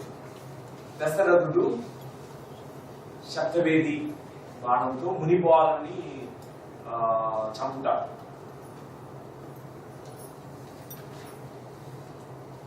ఎవరికైనా తెలిసే ఈ స్టోరీ? మన చిన్నప్పుడు 5వ తరగతిలోనూ పాఠ్య పుస్తకంలో ఉంది. నేను ఫస్ట్ టైం నా 5వ తరగతిలో చదివాను ఈ కథని. అప్పుడు అర్థం కాలేదు. ఆయన శబ్దవేది అనే ఒక బాణ విద్య అనమాట. అంటే చప్పుడు ఎక్కడి నుంచి వస్తుందో ఆ చప్పుడు అవుతున్న వైపు బాణాన్ని వేస్తే ఆ బాణం వెళ్ళి ఒక యానిమల్ ఉంది అనుకోండి, ఒక టైగరే ఉంది, అరుస్తుంది ఎక్కడో, కళ్ళతో చూడక్కర్లేదు, ఎక్కడో ఉంటాడు, అక్కడి నుంచి ఒక 1 కిలోమీటర్ పై నుంచే బాణం వేస్తాడు, వెళ్ళి సూటిగా పెట్టి ఆ యానిమల్ చంపేస్తున్నాడు, క్రూర మృగాన్ని చంపేస్తాడు. దీన్నే శబ్దవేది విద్య అంటారు. దాని యొక్క అంతరార్థం వేరేది ఉంది. శబ్ద వేది అంటేనే వేదము అంటే ఏదో రాయబడింది కాదు. వేద జ్ఞానం అంటేనే విచ్ ఇస్ హర్డ్, వినపడింది. ఎవరైతే మెడిటేటర్స్ ధ్యానం చేస్తున్నప్పుడు ఆ జ్ఞానము, ఆ అపర జ్ఞానము, ఆ యొక్క హయ్యర్ విజ్డమ్ వినపడింది. అది శ్రోత అంటారు. వినపడింది, దాన్నే వేద జ్ఞానం. అదే శబ్దవేది జ్ఞానం, అదే శబ్దవేది ప్రాణం. అంటే ఒక ధ్యాని దశరథుడు చక్కగా ఈ శబ్దవేది విద్యని అభ్యసించాడు. ఎట్లా డీప్ మెడిటేషన్ క్లియర్ ఆడియన్స్ అనేది వస్తుంది. మన థర్డ్ ఐకి సంబంధించినటువంటి ఇన్నర్ మెసేజెస్ వస్తాయి. ఇన్నర్ వాయిస్ మనకి గైడ్ చేస్తుంది. ఏ విజ్డమ్ అయితే ఉందో సోల్ విజ్డమ్, అది మనం చక్కగా వినగలిగే ఆ విద్యే శబ్దవేది విద్య. ఆ శబ్దవేది విద్యతో మరి దశరథుడు అప్పటికి ఇంకా ఆయన ఈ పుత్రకాలక్ష్యం ఏం చేయలేదు. మరి వెళ్ళాడు అడవిలో, ఎక్కడో పెద్ద ఏనుగు అరుస్తుంది గట్టిగా, మదం పట్టిన ఏనుగు. ఒక సౌండ్ వచ్చింది. ఆయన ఏనుగు అనుకున్నాడు. ఆ సౌండ్ వినేసి వెంటనే బాణం తీసుకుని కొట్టాడు. అక్కడ సౌండ్ అయిపోయింది. అయిపోయేసరికి ఆ ఏనుగు చచ్చిపోయింది అనుకున్నాడు. కానీ ఆ వైపు వెళ్ళాడు అనమాట. వెళ్తే అక్కడ ఒక రోదన వినిపిస్తుంది. ఎవరో 2 ముసలి వాళ్ళు ఏడుస్తున్నారు. వీళ్ళిద్దరు కూడా వాళ్ళ మదర్ ఫాదర్. ఈ మునిపాలుడు అక్కడ ప్రాణం కోల్పోయాడు, పడుకున్నాడు. ఈ తల్లిదండ్రులు ఇద్దరు కూడా గుడ్డివాడు. ఈ మునిపాలుడు యాక్చువల్ గా ఒక నది దగ్గర వాటర్ తీసుకుని వాటికి వాటర్ ఇవ్వడానికి ట్రై చేస్తున్నాడు. ఆ వాటర్ సౌండ్ ఏనుగు నీళ్లు తాగుతే ఎట్లా వస్తుంది, ఆ సౌండ్ వచ్చేసరికి ఇలా బాణం వేసుకుంటాడు. అది పొరపాటు జరిగింది అనమాట. ఇది ఆయన వాల్మీకి మహర్షి రాసినటువంటి కథ. దీని యొక్క నిజమైనటువంటి అంతరార్థము వేరేది ఉంది. ఇక్కడ ఏమనుకున్నాడంటే దశరథుడు చాలా గిల్ట్ గా ఫీల్ అయిపోయాడు. ఎంత గిల్ట్ ఫీల్ అయ్యాడంటే కైకేయి వరాలు కోరినప్పుడు ఆ రాముడు అరణ్యవాసానికి వెళ్ళిపోయినప్పుడు ఆ గిల్ట్ ఆయన గుర్తుపెట్టుకున్నాడు. నేను అక్కడ చంపాను కదా, ఇప్పుడు నాకు వియోగం లభించింది, నాకు ఈ వియోగం వచ్చింది, నా కొడుకుని నేను దూరం అయిపోయాను. ఎందుకంటే ఆ తల్లి తండ్రులను కొడుకు నుంచి దూరం చేశాను కాబట్టి ఇది లా కర్మ అని ఒక అక్కడ ఇండికేషన్ ఇచ్చాడు వాల్మీకి మహర్షి. ఇక్కడ నిజమైన అంతరార్థం ఏంటంటే ఒక సాధకుడు తన కర్మ ఫల సేవ ఏదైతే ఉంటుందో దాన్ని కూడా త్యాగం చేసేస్తాడు. ఈ శబ్దవేది జ్ఞానము ఏదైతే ఉందో ఆ అపర జ్ఞానంతో దేనికి అటాచ్ కూడా కాదు. అంటే ఎక్స్పీరియన్స్ వస్తాయా లేవా అది కూడా ఇంపార్టెంట్ కాదు. తను ఏదైనా ఆశించి మిగతా వాళ్ళకి చేయడం కూడా అది కూడా కాదు. ఆ అటాచ్మెంట్ ఆ ఎక్స్పెక్టేషన్ నుంచి బయటపడడమే ఈ శతవేది జ్ఞానము మునిపాలని చంపుట. రామాయణంలో అంతా చంపడం అంటే మనం ఏమని తీసుకోవాలంటే అక్కడ విలీనం అయినదని తీసుకోవాలి, అది హత్య కింద తీసుకోకూడదు. కథల్లో అట్లా రాశారంటే బయటకు మాత్రం రావణాసురుడు వధ అంటే రావణాసురుడు వధ కాదు, రావణుడు అనే అసురుడు మనలో ఉన్నాడు, వాడిని అది విలీనం అయిపోయింది, ఆ అహంకారం ఆ రాజసిక ప్రవృత్తి విలీనం అయిపోయిందని తెలుసుకోవాలి. ఏ హత్య అయినా కూడా హత్య కాదు ఇక్కడ ఈ రామాయణంలో, ఒక గొప్ప ఇన్నర్ మీనింగ్ ఉంది. కాబట్టి ఫ్రెండ్స్ ఇది దీని యొక్క స్టోరీ. ఈ శబ్దవేది శాంతమనుడు అనుకుంటా అతని పేరు, శ్రవణుడు వాళ్ళ పేర్లు కూడా చాలా ఇన్నర్ మీనింగ్ ఉంటుంది. శ్రవణుడు అంటేనే చక్కగా వినేవాడు శ్రవణుడు. అతన్ని కూడా అంటే ఒక వేద జ్ఞానం వచ్చిన తర్వాత అపర జ్ఞానం మనకి ఎంతో ఆత్మజ్ఞానం సంపాదించిన తర్వాత కూడా మనకు కొన్ని ఎక్స్పెక్టేషన్ ఉంటుంది. ఓకే, దీని ద్వారా నాకు ఇది జరుగుతుంది, ఇది ఇట్లా రావాలి, ఈవెన్ అది కూడా త్యాగం చేయగలగాలి. దాన్ని కూడా అటాచ్మెంట్ లేకుండా ప్యూర్ స్టేట్ అన్కండిషనల్ గా ఉండగలిగాలి. లేకపోతే అదొక బైండింగ్ అనమాట, అక్కడ ఉండిపోతాం ఆ సైకిల్. దీని యొక్క అంతరార్థం ఇది అనమాట. ఇంకొక ఇంపార్టెంట్ స్టోరీ కథ ఏంటంటే రామాయణంలో సీతా స్వయంవరం. శివధనస్సుని విరచడం. సీతాదేవి భూమాత నుంచి పుట్టిందని రాయబడింది. ఆవిడ ఒకసారి నాగంతో దున్నుతుంటే ఆ భూమిలో దొరికింది. ఆ పెట్టెలో ఓపెన్ చేస్తే ఆ పాపం ఉందన్నమాట. మీనింగ్ ఏంటంటే దాని యొక్క మీనింగ్, ఎవరైనా పుట్టిన పసిపాపని పాలు పెడతారు ఆ లోపల, భూమి లోపల, ఆ భూమి నుంచి ఇట్లా వచ్చేస్తున్నారు కాదు. దాని అంతరార్థం ఏంటంటే సీతాదేవి ప్రకృతి నుంచి పుట్టిన ఒడిలో పుట్టినటువంటి గొప్ప మాస్టర్. ఆమె ప్రకృతికి సంకేతం అంతే, అట్లా తీసుకోవాలి, అది అంతరార్థం. ఈ సీతాదేవి మరి ఆ లక్ష్మీదేవి ఓర్స్ పూర్ణాత్మ ఎవరంటే ఆ లక్ష్మీదేవి, సాక్షాత్తు ఆ లక్ష్మీదేవి యొక్క అంశలో పుట్టినటువంటి సీతాదేవి గొప్ప మాస్టర్. ఆల్రెడీ ఎన్నో జన్మల్లో సాధన చేసి పరాకాష్ఠకి చేరుకున్నటువంటి మాస్టర్. ఆవిడ పెళ్లిడు వచ్చింది. మరి పెళ్లిడు వస్తే ఆవిడ సీతాదేవి ఎవరినో పెళ్లి చేసుకోలేదు కదా, ఏదో గొప్ప మాస్టర్నే పెళ్లి చేసుకోవాలి అంతే కదా. ఆవిడ రావణాసురుడిని పెళ్లి చేసుకోలేదు. రావణాసురుడు చాలా ఇంట్రెస్టెడ్ గా ఉన్నాడు, పెళ్లి చేసుకుంటే ఈవిడే చేసుకోవాలి అని చెప్పి. కానీ ఆమె third a master, great master, already at least minimum third a master పెళ్లి చేసుకోవాలి. సో అక్కడ క్వాలిఫికేషన్ మ్యాచ్ ఫిక్సింగ్ చెప్పింది జనకుడికి, వాళ్ళ తండ్రికి చెప్పింది, అన్న నేను ఎవరినో తెస్తే నేను చేసుకోను, నేను ఒక టెస్ట్ పెడతాను, స్వయంవరం ఏర్పాటు చేశారు. ఇప్పుడు కూడా అట్లాంటి స్వయంవరాలు ఉంటే ఎంత బాగుంటుందో. ఉమెన్ కి చాయిస్ ఉంటుంది. అప్పుడు ఒక 1000 మంది అటెండ్ అయ్యారనమాట, రాజుకు అందరూ వచ్చారు. Women has such a choice. చూడండి, 1000 మందిలో ఆమె వీడు కావాలి నాకు. ఇప్పుడైతే అట్లా కాదు, రివర్స్ అయిపోయింది. అప్పుడు అంత ఫ్రీడమ్ ఉంది ఉమెన్ కి. ఈ స్టోరీలో ఎంత చక్కగా ప్రజెంట్ చేశారు చూడండి. ఈవెన్ స్టోరీ ప్రకారం చూసినా కూడా ఉమెన్ కి such freedom, such respect for the women. And ఆమె టెస్ట్ ఏం పెట్టిందంటే ఈ శివధనస్సు ఏదైతే ఉందో అది పెద్ద బరువుగా ఎత్తగలిగే ఎవరికి సామర్థ్యం లేదు, అది అంతవరకు ఎవరు ఎత్తలేదు కూడా. ఆ శివధనుస్సు ఎవడైతే ఎత్తుతాడో వాడినే పెళ్లి చేసుకుంటా అని చెప్పింది. ఇక్కడ వాల్మీకి మహర్షి చక్కని మెలుకు పెట్టాడు అన్నమాట. ఒక చక్కని తాళం చెవి కొట్టింది. శివధనస్సు ఉంటేనే థర్డ్ ఐ. శివధనస్సు ఎత్తడం అంటేనే వాడు థర్డ్ ఐ మాస్టర్ అయి ఉండాలి. అది సంకేతం, అని ఒక సింబల్, మెటాఫిజికల్ మెటాఫోరికల్ ఎక్స్ప్రెషన్. అది ఆ వాల్మీకి మహర్షి ఎంత చక్కగా పెట్టారు చూడండి. శివధనస్సుని ఎత్తేవాడు కావాలి, ఫస్ట్ అందరూ కింగ్స్ అందరూ వచ్చారు, యువరాజులు, ఎంత బలిష్టం, బాగా శరీర సౌష్ఠం కలిగిన వాళ్ళు అందరూ వాళ్ళు ఎప్పుడూ ఎత్తలేపడారు. It's a spiritual test, it's not physical strength కాదు.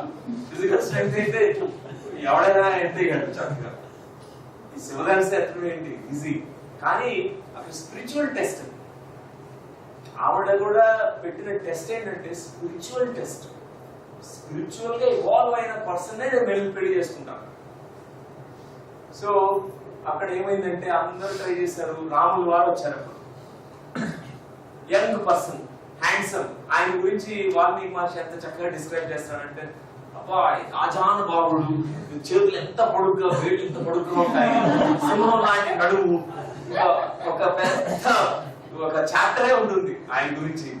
సీతాదేవి గురించి కానీ ఎంత చక్కని డిస్క్రిప్షన్ అంటే, అప్పుడులో ఆ రామాయణం టైంలో మనుషులు ఎంతో ఎత్తుగా ఉండేవాళ్ళంట, 12 అడుగులు ఎత్తులు ఉండేవాళ్ళంట. వాళ్ళు మినిమం టైం లైఫ్ స్పాన్ ఎంతంటే 20,000 సంవత్సరాలు. రాములు వారు వీళ్ళకి సంబంధించినటువంటి సురులు, దేవతా రూపాల్లో ఉండిన వీళ్ళంతా కూడా 20,000 సంవత్సరాలు జీవించే వాళ్ళని రాయబడింది. మిగతా అసురులు అప్పుడులో 50 సంవత్సరాలు 60 సంవత్సరాలు అంతే వాళ్ళు జీవించే టైం. చూడండి, అప్పటికి ఇప్పటికి ఎంత మనం ఎవాల్వ్ అయ్యామా డివాల్వ్ అయ్యామో చూసుకోండి. మన లైఫ్ స్పాన్ ఇప్పుడు జస్ట్ కుదించిపోయింది. సో రాములు వారు మరి నాట్ ఓన్లీ శరీరం సౌష్ఠంగా ఉండడమే కాదు, ఆయన గొప్ప స్పిరిచువల్ మాస్టర్. ఆల్రెడీ ఎన్నో జన్మల సాధనతో వచ్చినటువంటి మాస్టర్ ఆయన. సాక్షాత్ ఆ విష్ణుమూర్తి నుంచి వచ్చినటువంటి గొప్ప దశావతారాల్లో ఒక దశావతారం ఆయన శ్రీరాములు వారు. మరి వచ్చి ఆ శివధనుసుని ఎత్తేశాడు. ఎట్లా ఎత్తాడు? ఒక చిటికిన వెళ్తే ఎత్తాడు. మామూలుగా 2 చేతులతో ఎత్తలేదు, ఒక చిటికిన వెళ్తే ఎత్తి దాన్ని పట్టుకుని ఒక లాగు లాగాడు. అది కాస్త 2 ముక్కలైంది. చూడండి, అది చక్కగా 2 ముక్కలైపోయింది. ఆ టైంలో ఇక్కడ ఒక పర్సన్ చూడండి, ఈయన ఎవరో చెప్పండి. పరశురాములు వారు ఎంటర్ అవుతారు. ఎప్పుడైతే ఆయన థర్డ్ ఐ మాస్టరే కాదు, సహస్రార మాస్టర్ శ్రీరాములు వారు. అంటే గాంధీవాన్ని ఆ శివధనుసుని ఎత్తడమే కాదు, దాన్ని పెంచడం అంటే మీనింగ్ ఏంటంటే ఆయన ఇక్కడే కాదు, ఆయన ఇక్కడ చేరుకున్నటువంటి ఎప్పుడో గొప్ప మాస్టర్. ఆయనకి ఆ టైంలో థర్డ్ ఐ నుంచి ఇక్కడికి సహస్రారాన్ని చేరుకునే టైంలో ఫాస్ట్ లైఫ్స్ కనిపించాయి. పరశురాముడు ఒక ఫాస్ట్ లైఫ్ ఆఫ్ రామ. అప్పుడు ఏమైందంటే పరశురాముడితో యుద్ధం కూడా జరుగుతుంది. యుద్ధం అంటే ఇక్కడ యుద్ధం కాదు, అక్కడ యుద్ధం అంటే విలీనం అని కూడా ఇక్కడ మీనింగ్. అంటే పరశురాముడికి గొప్ప మాస్టరే, కానీ కొంత గర్వం ఉంది, ఆ వాసన ప్రభుత్వం ఉంది, అహంకారం, ఒక రాజస్థికమైనటువంటి వారియర్ ఆయన, అది ఉందనమాట. సో రాముడిలోకి విలీనం అవుతాడు. మన పాస్ట్ లైఫ్స్ ఎన్నో జన్మలు ఉన్నాయో మన థర్డ్ ఐ ఓపెన్ అయినప్పుడు ఆ జన్మలన్నీ వచ్చి మనలో విలీనం అయిపోతాయి. అవన్నీ చక్కగా ఆ వాసనా ప్రవృత్తులన్నీ సమసిపోతాయి. మనలో ఉన్న గర్వం కానీ, కొన్ని జన్మల్లో మనకి కొన్ని భయాలు కలిగి ఉంటాయి, కొన్ని జన్మల్లో మనం గిల్ట్ వచ్చి ఉంటుంది, కొన్ని జన్మల్లో మనం కొన్ని తప్పుడు అడుగులు వేసుకుంటాం. ఇవన్నీ కూడా విలీనం అవుతాయి, అవన్నీ కూడా డిసాల్వ్ అవుతాయి. Dissolution of the past is what is called as గతము అవగతం కావడం, విగతం కావడం. ప్రతి ధ్యాని సాధకుడు ఈ స్థితికి చేరుకుంటాడు. ఒక థర్డ్ ఐలో వాళ్ళ ఎనర్జీ వెళ్ళి ఇక్కడి నుంచి ఇక్కడ ప్రయాణం చేసేటప్పుడు ఎన్నో జన్మల యొక్క ఇవన్నీ కూడా బ్యాక్లాగ్స్ అన్ని కూడా క్లియర్ అవుతాయి. సో ఇదొక గొప్ప చక్కని వాల్మీకి మహర్షి రచించినటువంటి ఈ ఒక స్టోరీ. ఎంత చక్కని మీనింగ్ ఉందంటే అంతరార్థం.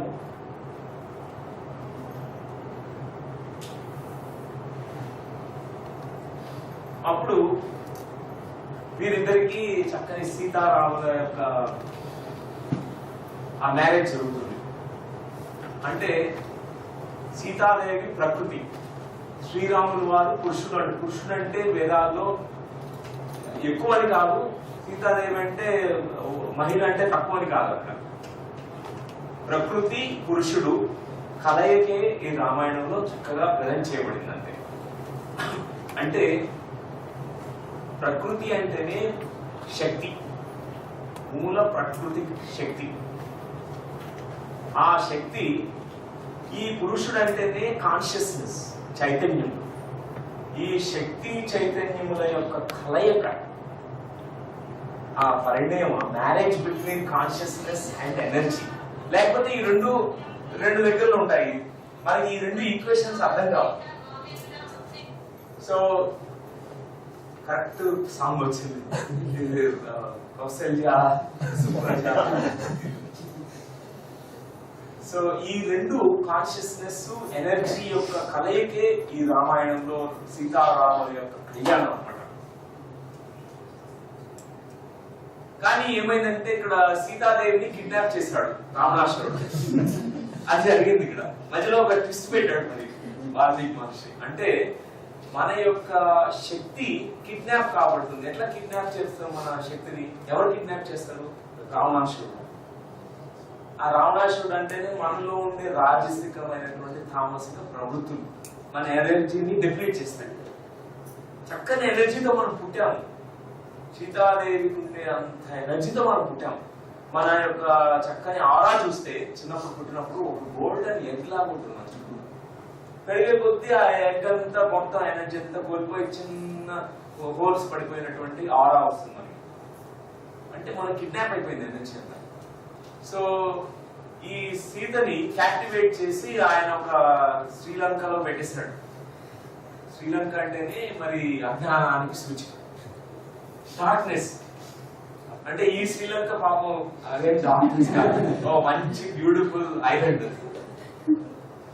ఇక్కడ వాల్మీకి మహర్షి చక్కగా కొన్ని ప్లేసెస్ అట్లా పెట్టాడు, అంతే రిప్రజెంటేషన్, అంతే అట్లా తీసుకోవాలి. సో ఈ జ్ఞానాంధకారమైనటువంటి లంకలో మరి సీతని, ఆ ప్రకృతికి ఎనర్జీని అక్కడ ఇంప్రెజెంట్ చేశాడు. మరి ఎవరు ఈ రెండింటిని కలపాలి? మరి సీతాదేవిని రాముడిని హనుమంతుడు. మరి హనుమంతులు అంటే ఏంటి? శ్వాస. మన శ్వాస ఈ ప్రాకృతిక్ ఎనర్జీ, మూల ప్రకృతి శక్తి ఏదైతే ఉందో, పురుషుడు చైతన్యం ఏదైతే ఉందో, ఈ రెండింటిని కలిపే యొక్క ఆ యొక్క మీడియం, ఆ గురువు ఈ శ్వాస. అదే హనుమంతుడు వారు. రాముడు ఈ రామాయణంలో కీలకమైనటువంటి పాత్ర ఆయన, ఒక గొప్ప మాస్టర్ ఆయన. సో ఇంకొక విషయం, కైకేయి వరాల గురించి. కైకేయి మందర ఆవిడ ప్రబోధన చేస్తుంది. ఆమె వచ్చి చెప్తుంది, నువ్వేంటి ఇంత హాయిగా ఉన్నావు, అక్కడ ఏంటంటే శ్రీరాముల వారి పట్టాభిషేకం చేసేస్తున్నారు, కొంచెం విషతుల్యమైనటువంటి కొంచెం చొప్పిస్తుంది, ఆ మనసులోకి వేసేస్తుంది, విష బీజాలని నాడుతుంది. ఎట్లా నువ్వు సైలెంట్ గా ఉంటావు? నువ్వు కూడా one of the wives of Dasharatha, నువ్వు భార్య, ఆయన భార్య నువ్వు. మరి నీ కొడుకు రాములు వారిని పట్టాభిషేకం చేస్తే నీ కొడుకు సంగతి ఏంటి? నువ్వు ఇంకా ఖాళీగా ఉండాల్సిన పిచ్చరెత్తుకోవాల్సిందే, ఏముండదు, ఇంకా ఎవడు పట్టించుకోండి నేను అని చెప్తే, ఆవిడ ప్రబోధులు విని ఆయన వచ్చే లోపల, ఆయన కొంచెం మంచి యాక్ట్రెస్ ఆవిడ, చక్కగా ఏడుస్తూ తల మీద ఇలా పెట్టేసుకుని తలనొప్పి వచ్చేసి చాలా రోదన చేస్తూ ఉంటుంది అనమాట. ఎందుకంటే అటెన్షన్ సీకింగ్. ఒక్కోసారి మనం చేస్తుంటాం ఇంట్లో కూడా, మన ఎవరినైనా ఇంపార్టెంట్ పీపుల్ అటెన్షన్ లాగడానికి మనం కొంచెం నటిస్తాం, ఏదో బాగాలేనట్టుగా, తలనొప్పి వచ్చేసినట్టుగా, ఏదో ఒకటి క్రైమ్, ఇవన్నీ కూడా అటెన్షన్ సీకింగ్. సో అప్పుడు దశరథుల వారు అడుగుతారు, ఏంటి సంగతి, ఎందుకు వచ్చింది నొప్పి, నీకేం కావాలో చెప్పు, అడుగు. అప్పుడు దశరథులు గుర్తు చేస్తుంది, ఇంతకుముందు నాకు కొన్ని వరాలు ఇస్తాను, అవన్నీ క్యాలిక్యులేట్ చేసుకుంటే 3 వరాలు ఉన్నాయి ఇప్పుడు. మరి అవన్నీ ఏదో చేస్తామంటే, ఏదో పాపం కొంచెం ఆరోగ్యం బాగాలేదు, కొంచెం చేసేస్తే బాగుంటుంది, కొంచెం గుడ్ ఫీలింగ్ వస్తుంది అని చెప్పి, ఓకే గ్రాంటెడ్, నువ్వు వరాలు నువ్వు అడగకముందే నేను గ్రాంటెడ్, నువ్వేం అడుగుతావో ఓకే చేస్తాను, చెప్పేసుకో, అడుగు, ఎనీ వరం, ఎనీథింగ్. అప్పుడు ఫస్ట్ వరం అడుగుతుంది, శ్రీరాముల వారిని ఇక్కడి నుంచి అరణ్యవాసానికి పంపించాలి. ఎన్ని సంవత్సరాలండి? 14 సంవత్సరాల అరణ్యవాసం. ఇంకోటి రెండవ వరము మరి భరతుని మూడవ గది, భరతుని పట్టాభిషేకం. ఇంకొకటి ఉంది, 3 వరాలు అడుగుతుంది. కానీ ఓకే, మన 2 వరాలు గుర్తున్నాయి కాబట్టి 2 వరాలు పెట్టుకుంది. వాటి ఇంపార్టెంట్ థింగ్ ఈజ్ ఈ వరాలు అంటే ఏంటో మనం అంతరార్థాన్ని తెలుసుకున్నాం. ఆమె ఎందుకు 14 సంవత్సరాలే అడగాలి? 17 సంవత్సరాలు అడగచ్చు కదా, లేకపోతే 20 సంవత్సరాలు, లేకపోతే ఫర్ ఎవర్ రాముడు రాకపోతే ఇంకా మంచిది కదా. వాడు మళ్ళీ బ్యాక్ వచ్చాడంటే మరి భరతుడు ఎప్పుడైనా సరే అన్నకే ఇచ్చేసేయాలి రాజ్యాన్ని. మరి ఎందుకు అట్లా అడిగింది? వాల్మీకి మస్తిష్కంలో దూరితే మనకు అర్థమవుతుంది. అక్కడ కైకేయి నెగిటివ్ క్యారెక్టర్ కాదు. ఇక్కడ ఆమసికంగా ఉన్నప్పటికీ ఆమె గొప్ప మాస్టర్ కూడా. ఆవిడకి తెలుసు ఈ రాముడికి కొన్ని సాధనలు కావాలి. 14 సంవత్సరాల అరణ్యవాసం అంటే 14 సంవత్సరాలు ధ్యానం చేయడం. ఈ 14 సంవత్సరాలు అంటేనే పంచ జ్ఞానేంద్రియాలు, పంచ కర్మేంద్రియాలు, ఈ యొక్క మనస్సు, బుద్ధి, చిత్త, అహంకారం పట్ల ఈ 4 మొత్తం 14 వీటి పట్ల మాస్టరీ సంపాదించడం. దానికోసం అడుగుతుంది ఫస్ట్ కోరిక. ఫస్ట్ వరము వెళ్ళి ఈయన మెడిటేషన్, అరణ్యం అంటేనే మెడిటేషన్, ఆయన మెడిటేషన్ లో కూర్చోవాలి, వెళ్ళి మాస్టర్ చేయాలి. కైకేయి ఫస్ట్ వరం. సో తర్వాత మరి మిగతా వరాలు కూడా అంతే. భరతుడు పట్టాభిషేకం అంటే భరతుడిని హై పొజిషన్ లో పెట్టడం అని కాదు. అక్కడ భరతుడు రిప్రజెంట్స్ ప్రాపంచికంలో చక్కగా చూడగలిగిన వాడు, కానీ వాళ్ళందరితో చక్కగా ఎప్పుడు అనుసంధానమై ఉంటాడు. వాళ్ళ అన్న యొక్క ఆధ్యాత్మికత అంతా తను సంతరించుకున్నాడు. అందుకే ఎప్పుడు తాను ఆ సీట్ లో కూర్చోలేదు, ఎప్పుడు అక్కడ పాలకులు పెట్టాడు, రామ పాలకులు పెట్టి ఆయన పరిపాలన చేశాడు. Kaikeyi not a negative character. ఇక్కడ అంతరార్థం చూస్తే ఆయన ఒక గొప్ప మాస్టర్. ప్రతి సినిమాలోనూ ఫస్ట్ విలన్ ఎంటర్ అవుతాడు. విలన్ లేకుండా హీరోకి వాల్యూ లేదు. అక్కడ వాళ్ళకి కొంచెం ఆ టెన్షన్ క్రియేట్ చేశారు క్యారెక్టర్స్ మధ్యన. ఎందుకంటే అది ఉండాలి కొంత, అందరికి కొంత ఇంట్రెస్టింగ్, ఏమైతుందా నెక్స్ట్ ఏమవుతుందా అనేది ఆ సస్పెన్స్ లో పెట్టడానికి మరి పెట్టాడంతే. కానీ అంతరార్థము కైకేయి ఒక గొప్ప మాస్టర్. రాముల వారిని ఆవిడ చక్కని గొప్ప మాస్టర్ గా చూడాలని ఉంది. 14 సంవత్సరాల అరణ్యవాసం, మెడిటేషన్ లో వెళ్ళి సాధన చేసి గొప్ప మాస్టర్ కావాలి. సార్ 14 సంవత్సరాలు అది 14 పంచ జ్ఞానేంద్రియాలు, పంచ కర్మేంద్రియాలు 10 దశ ఇంద్రియాలు. ఆ తర్వాత మనస్సు, బుద్ధి, చిత్తము, అహంకారం, ఈ 4 మొత్తం కలిసి 14. వీటిని అన్నిటినీ మాస్టర్ చేయడం. మనస్సు ఎప్పుడు సంకల్ప వికల్పాలతో కూడి ఉంటుంది. మనసు 2 రకాలుగా ఉంటుంది ఎప్పుడు, డ్యుయాలిటీ థాట్స్. ఒక సంకల్పం చేస్తే దానికి ఒక వికల్పం కూడా వస్తుంది. ఈ మనసుని జయించడం అంటే ఈ సంకల్ప వికల్పాల స్థితిని దాటి బయటకు వెళ్ళడం. చక్కగా ఓన్లీ 1 సింగిల్ థాట్, ఆ డ్యుయాలిటీ పొలారిటీ థాట్స్ నుంచి బయటపడడం, మనసుని జయించడం. అట్లానే బుద్ధి, మన బుద్ధి మందబుద్ధిగా ఉన్నప్పుడు ఈ సాధన ద్వారా బుద్ధిని చక్కగా మనం షైన్ చేసుకుంటాం, కొంచెం పాలిష్ చేస్తాం, వికసింపజేస్తాం. ఆ బుద్ధి ఇంకొక ఉపకరణం. ఈ అంతఃకరణ అది ఒక పెద్ద సాధన. చిత్తం కూడా అంతే. ఈ చిత్తము ఎప్పుడు చింతన చేసుకుంటుంది, చింతన ఎప్పుడు బాధకు గురి చేస్తుంది. మనకు ఒక గిఫ్ట్ మెడిటేషన్ లో వచ్చేది చింతామణి. చింతామణి అంటే చింతలకు దూరం చేసేదే చింతామణి. మన చింతలన్నీ సబ్ కాన్షియస్ మైండ్ నుంచి వస్తుంటాయి, ఎప్పుడు ఆ చిత్తం నుంచి వస్తుంటాయి, పుట్టుంటాయి. తర్వాత అహంకారం కూడా అంతే, మనకి ఎన్నో బాధలు క్రియేట్ చేస్తాయి. మనస్సు, బుద్ధి, చిత్తము, అహంకారం, ఈ 4 ఉపకరణాలు సరిగ్గా లేనప్పుడు ఎన్నో బాధలు గురి చేస్తాయి. ఈ పంచ కర్మేంద్రియాలు పంచ జ్ఞానేంద్రియాలు కూడా బాధలకు గురి చేస్తున్నాయి.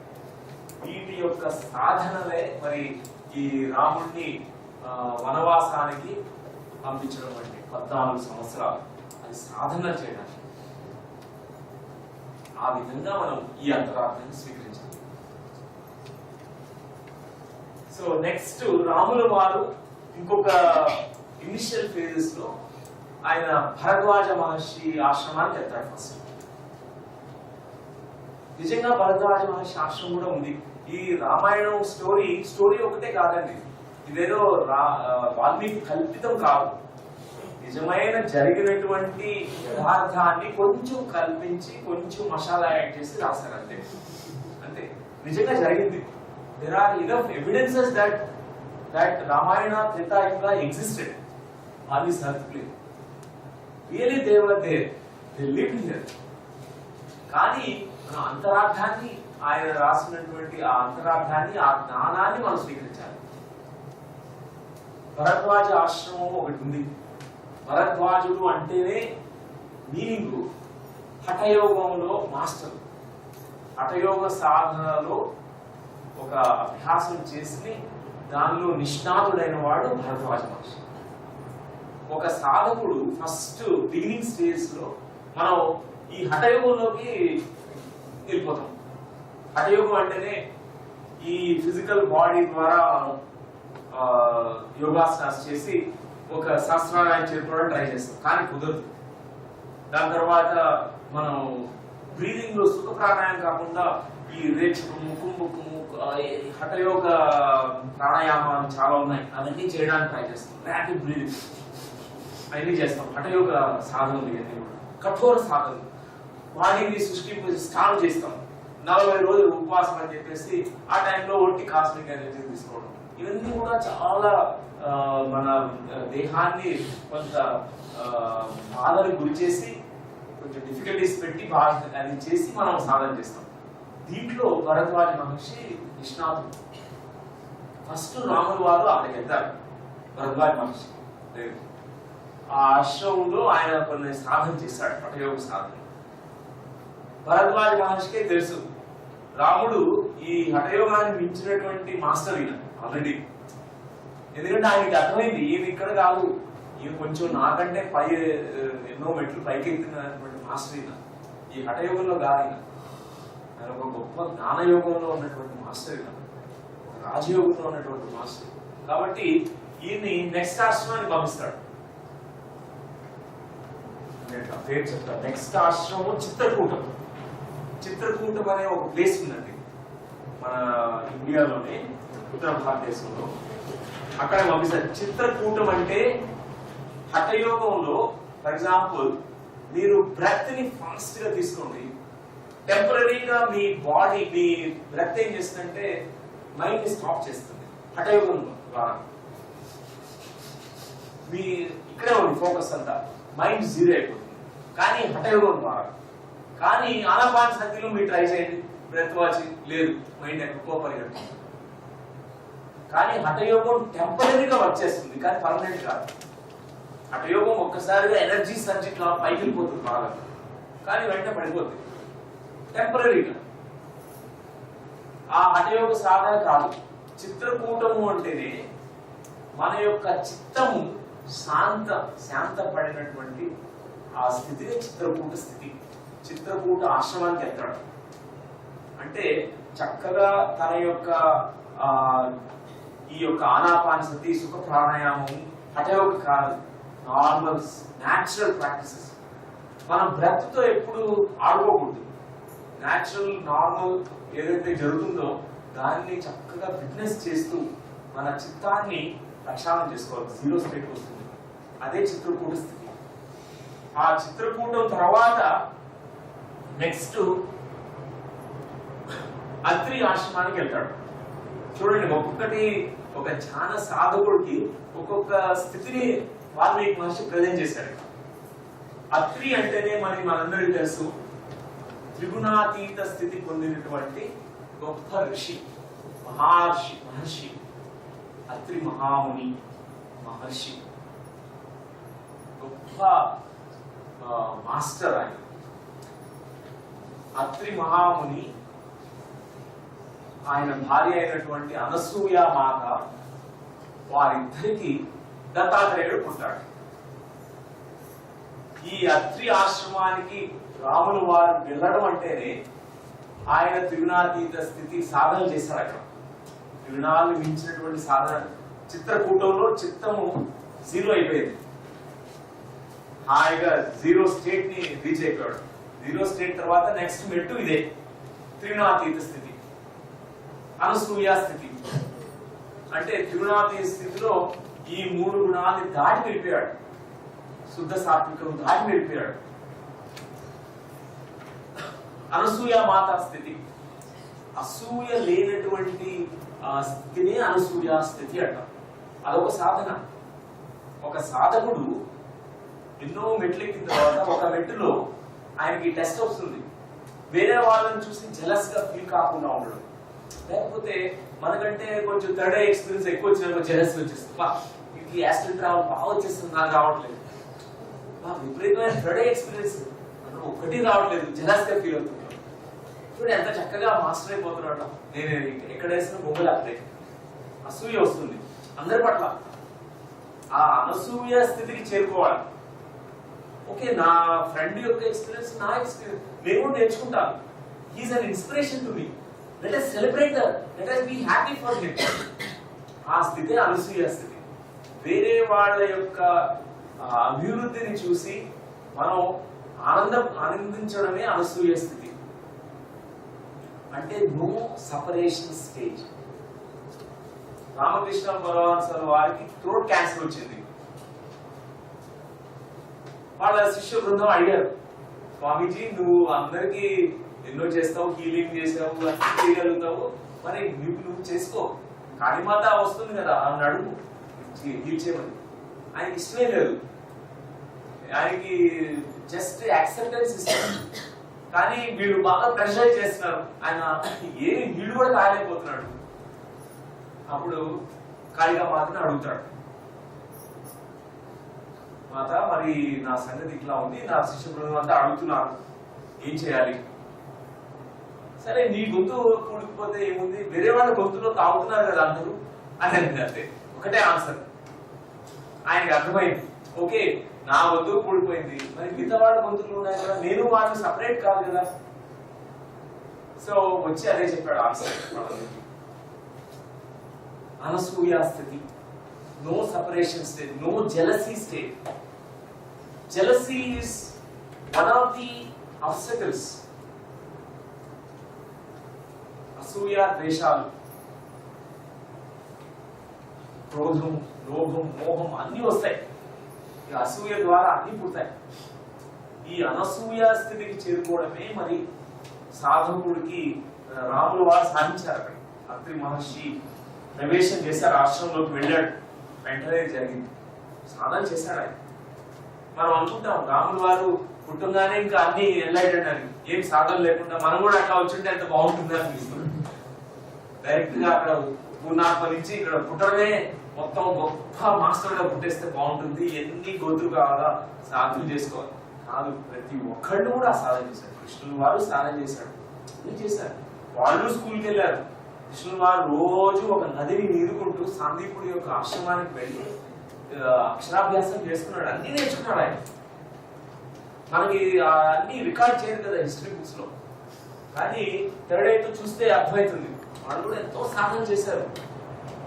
ఈ భూమండలం మీద అందరికీ అది నో ఎక్సెప్షన్, అందరూ చేయాల్సిందే. కాబట్టి రాముల వారు మరి ఈ అత్రి మహర్షి స్థితి, అనసూయ స్థితికి చేరుకున్నారు. దత్తాత్రేయుడు పుట్టాడంటారు. ఎవరైతే త్రిగుణాతీత స్థితి పొందుతారో, ఎవరైతే వారి యొక్క జలసీని, అసూయని, ద్వేషాన్ని దాని నుంచి భయపడతారో, అనసూయ స్థితికి చేరుకుంటారో, వాళ్ళ నుంచి దత్తాత్రేయుడు ఉంటాడు. దత్తత అంటేనే ఇవ్వబడినది.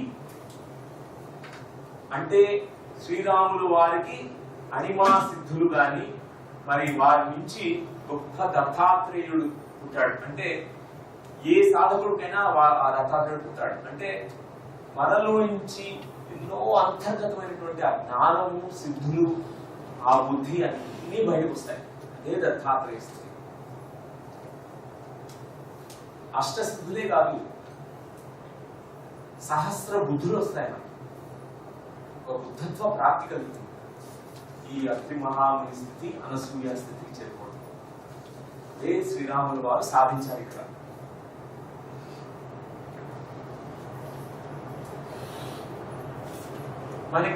మనం కాన్స్టెంట్ గా మన లైఫ్ లో చెక్ చేసుకోవాలి.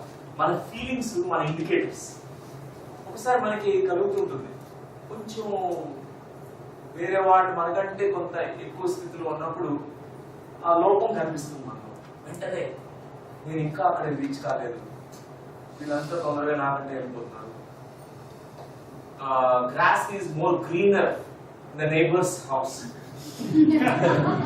పొరుగింటి వాళ్ళ ఉద్యానవనం చాలా పచ్చగా ఉంది, మన ఇల్లు బాగాలేదు. అది అసూయ ద్వారా పుడుతుంది. అసూయ ఎప్పుడు మనకి ఏం చెప్తుందంటే, నీలో ఒక ఇన్ఎడిక్వేట్ ఫీలింగ్ ఉంది, నువ్వు ఆ ఫీలింగ్ నుంచి భయపడాలి, ఇన్నర్ వర్దీనెస్ ని ఫీల్ కావాలి నువ్వు అని చెప్తుంది. అదే జెలసీ అంటే. కాబట్టి ఇది సెల్ఫ్ చెకింగ్ తో మనం చేసుకోగలుగుతాం.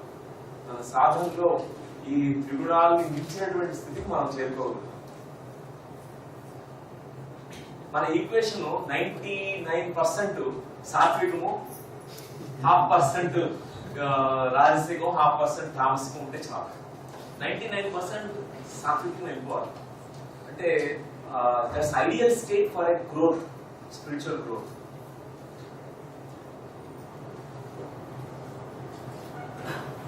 దాని తర్వాత ఆయన అగస్త్యాశ్రమం కూడా వెళ్తారు.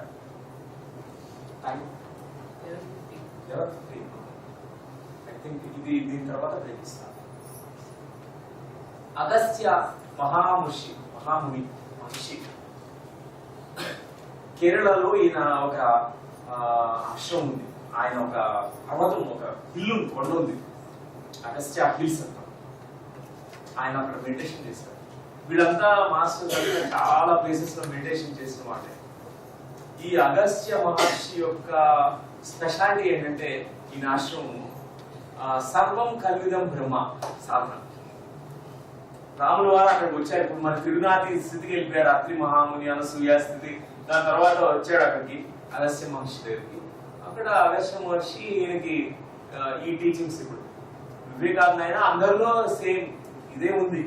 నువ్వు ఒక్కడే కాదు, నువ్వు ఒక్కడే ఇంత సాధన చేసి గొప్పవాడే అని అనుకోవద్దు. ఇదే పొటెన్షియల్ అందరిలో ఉంది.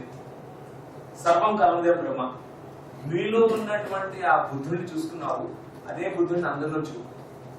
నీలో ఉన్నటువంటి దేవుడిని నువ్వు గుర్తించావా, అదే దేవుడిని అందరిలో చూడు.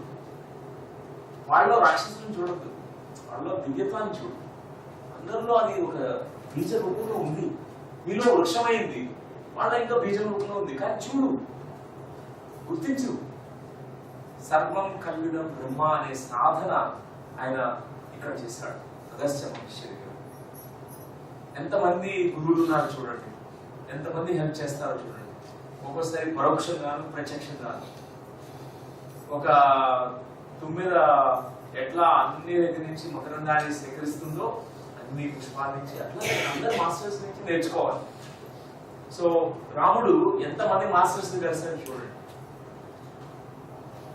తర్వాత ఇంకొకటి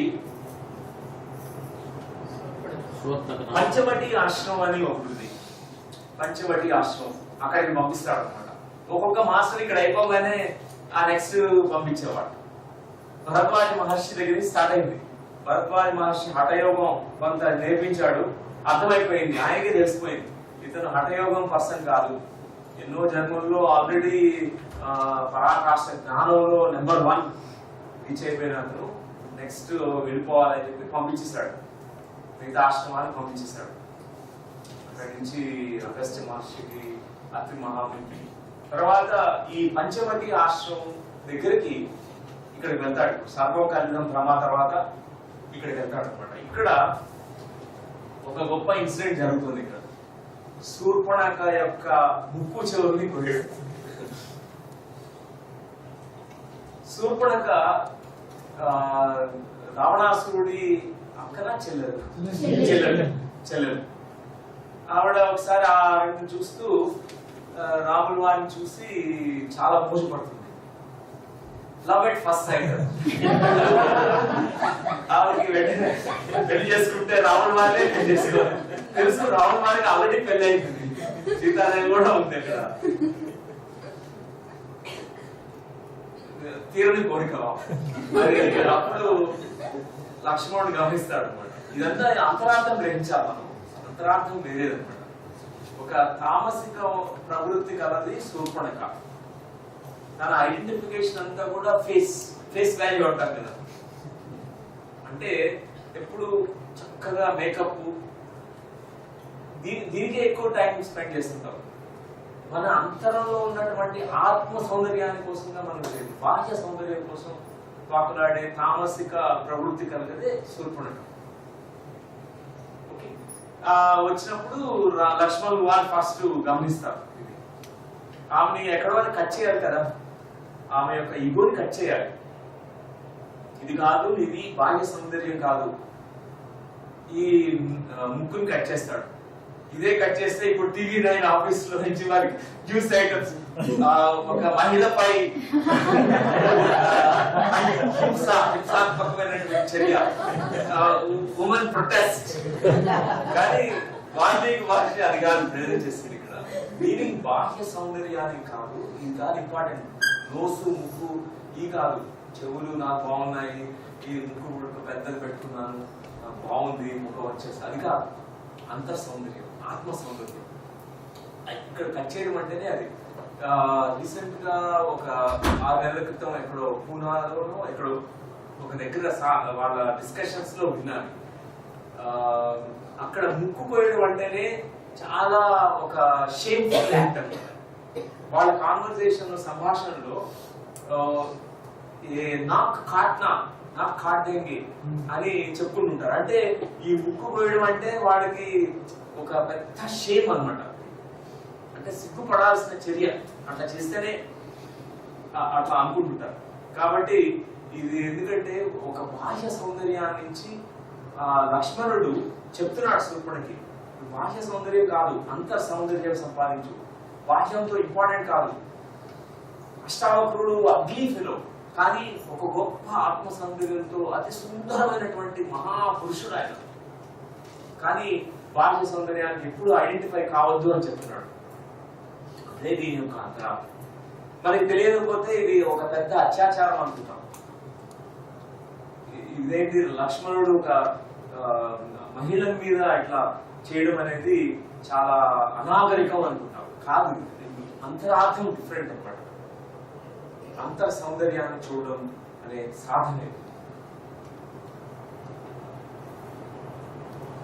ఇక్కడ ఎంత సాధకుడైనా సరే జ్ఞానంలో చాలా స్థితికి వెళ్ళిపోయాడు. సీతాదేవి ఆల్రెడీ మూల ప్రాకృతికి నుంచి పుట్టినటువంటి గొప్ప మాస్టర్. కానీ ఒక్కొక్కసారి చెల్లిస్తుంది మనస్సు. మనసు అనేది ఉంటుంది కదా, ఒక ఉపకరణం అది. ఈ అంతఃకరణాల్లో ఒక ఇంపార్టెంట్ మనసు. ఈ మనస్సుని మాయ ఆవరిస్తుంది. ఒకసారి మాయా లేడీ వస్తుంది. ఎవడో అసురుడు చక్కగా ఆ వేషంలో గోల్డెన్ డీర్ గా వేషంలో వస్తాడు. బంగారు కాంతితో ఉన్నటువంటి జింక వేషంలో వస్తాడు. అది చూసి రాముడు నాకు ఆ జింక కావాలని. అంటే ఎంత సాధకుడికైనా కొన్ని టెస్ట్లు వస్తాయి. మనస్సు ఎక్కడో లాగుతుంది, ఆ మాయలోకి మళ్ళా లాగుతుంది. అంతవరకు ఇవన్నీ ఓవర్కమ్ చేస్తాం అనుకుంటాము. వైకుంఠపాళికి వైకుంఠపాల్లో 90 స్టెప్స్ ఎక్కేసాము, కానీ ఎక్కడో మళ్ళా లాగుతుంటుంది. అక్కడ మళ్ళా పడతాం, ధామ్ మన కింద పడతాం ఆ వైకుంఠపాళికి. అట్లానే ఇక్కడ జరిగింది. సీతాదేవి కూడా అక్కడ మాయ ఆవరించింది. అది చెప్పడానికి అంతరార్థం. ఆమె అడిగింది, బంగారు చింత కావాలి. మరి ఏ భక్తి అయినా సరే భార్య అడిగితే ఎట్లాంటిదైనా సరే ఆమె పాదార్థానికి ప్రపంచం అంతా కావాలంటే ప్రపంచం అంతా తెచ్చిచ్చేస్తాడు. ఎందుకంటే రాముడు గారు అంత గొప్ప హస్బెండ్, మాస్టర్ కూడా. సరే నేను వెళ్తాను, నేను తెచ్చేస్తానని చెప్పి ఇంకా వెళ్ళాడు. ఆ జింక ఆయన ఎక్కడికో తీసుకెళ్ళి మాయ మరి ఎన్నో తిప్పుతుంది కదా. మాయ ఎక్కడెక్కడో తిప్పింది, గ్రామంలో తిప్పింది. ఎదుగుతూ ఉన్నాడు ఆ జింక కోసం. ఆ లోపల రావణాసురుడు చక్కగా మారువేషంలో వచ్చి సీతా అపహరణం చేసేస్తాడు, సీతాదేవిని కిడ్నాప్ చేసేస్తాడు. మాయ ఆవరించినప్పుడు మన యొక్క అంతర్గతమైనటువంటి మూల ప్రాకృతిక శక్తి అపహరించబడుతుంది. అంటే మన మూల శక్తి వెళ్ళిపోతుంది, మన నుంచి కోల్పోతాం శక్తి.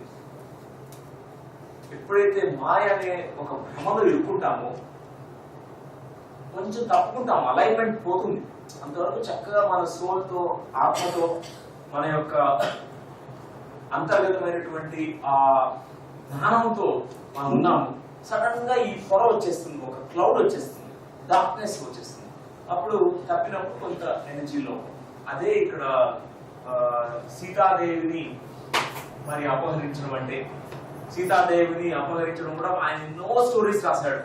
ఒకటి ఒక విమానం ఆయన ఆకాశ గమనంలో చక్కగా తీసుకెళ్ళడము అంటే చూడండి, త్రేతాయుగంలో ఎన్నో వేల వేల వేల వేల సంవత్సరాల క్రితం రాయబడింది. అప్పట్లోనే ఏరోప్లేన్స్ ఉన్నాయి.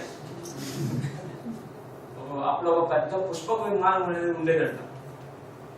దాంట్లో ఒక ఎంతమంది ఎక్కితే అంతమంది అకామిడేట్ చేసేవాడు. పెట్రోల్ లేదు, డీజిల్ లేదు. అప్పుడు ఎట్లా అంటే అంత స్పిరిచువల్ ఎనర్జీ యూజ్ చేసేవాడు. ఒకసారి నాకు డ్రీమ్ లో కనిపించింది. అది ఇంతకుముందు ఎగిరే పర్వతాలు ఉండే విన్నాం. నేను ఒక డ్రీమ్ ఎక్స్పీరియన్స్ లో నేను చూశాను. ఇవన్నీ అప్పుడు ఉన్నటువంటి సత్యాలే. ఆ టైంలో ఆ యుగ ధర్మంలో అది కరెక్ట్. భరద్వాజ మహర్షి గారు ఒక చక్కని శాస్త్రాన్ని రాశారు, వైమానిక శాస్త్రం, విమాన శాస్త్రం.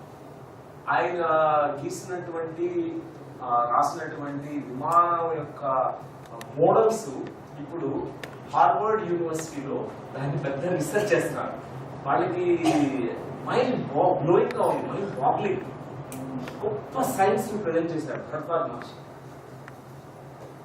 ఇప్పటికీ అది పెద్ద పెద్ద ఎయిర్ క్రాఫ్ట్ మోడల్స్ మనకి ఇప్పుడు దానిలో నుంచి 1% మోడల్స్ మాత్రమే ఉన్నాయి ఇప్పుడు ఎగ్జిస్టింగ్.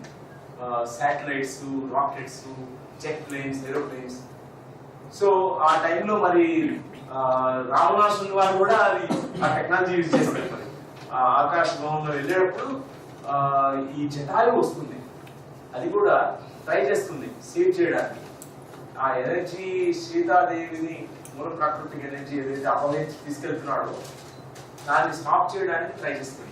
జటాయు అంటేనే కూడా ఇంకొక మీనింగ్, అంతరార్థం మరి వేద జ్ఞానం.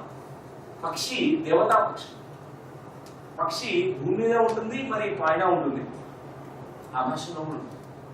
ఆ ఆకాశం నుంచి, స్కై నుంచి వచ్చే ఆ జ్ఞానమే అపర జ్ఞానం. ఆ జ్ఞానమే జటాయువు. ఈవెన్ జటాయువు కూడా ఈ యొక్క తామసికమైనటువంటి, రాజసికమైనటువంటి ప్రవృత్తులకి ఒక్కోసారి ఓడిపోతుంది. జటాయువు వధ జరుగుతుంది, రెక్కలు కట్ చేస్తాడు, కానీ ప్రాణం పోదు. అది వెయిట్ చేస్తుంటుంది. ఎందుకు వెయిట్ చేస్తుంది?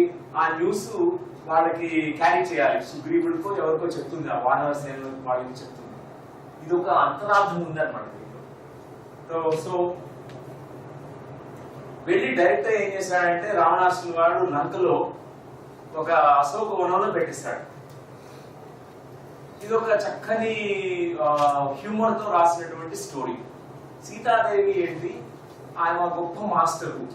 ఆమె వియోగంతో శోకిస్తుంది. అశోక వనంలో శోకించడం ఏంటి? What is the inner meaning of this? Ashoka వనం అంటేనే శోకము లేనటువంటి వనం. ఆమె ఒక గొప్ప జ్ఞానంలో నెంబర్ 1 పరాకాష్ఠకు చెందినటువంటి మాస్టరు. శ్రీరాములు వారిని పెళ్లి చేసుకున్నటువంటి ఈ మాస్టరు మరి శోకించడం ఏంటి? మన అజ్ఞానంతోనే శోకం వస్తుంది. మన దుఃఖం అంతా కూడా మన అజ్ఞానంతోనే పుట్టింది.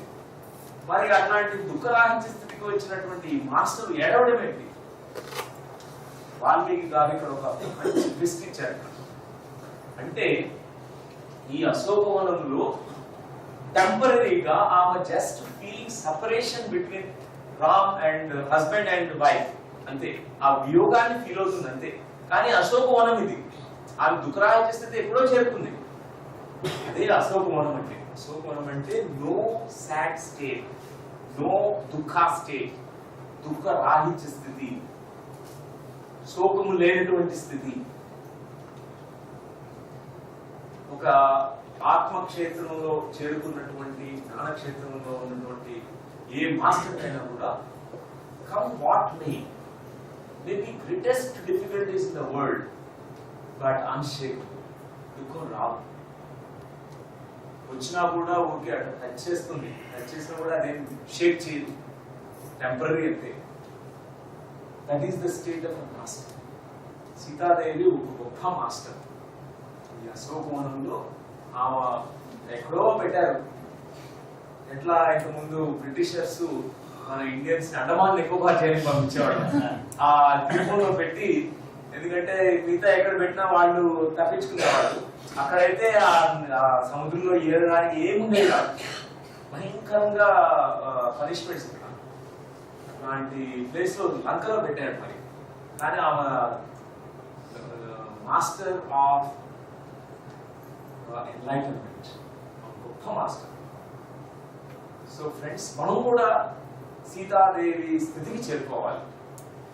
మనం ఎంత శోకం, ఎంత దుఃఖం, మన జీవితం ఎంతో దుఃఖాన్ని ఇస్తుంటుంది.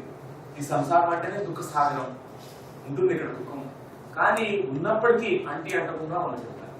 దట్ ఈస్ కాల్డ్ సీతాదేవి స్థితి.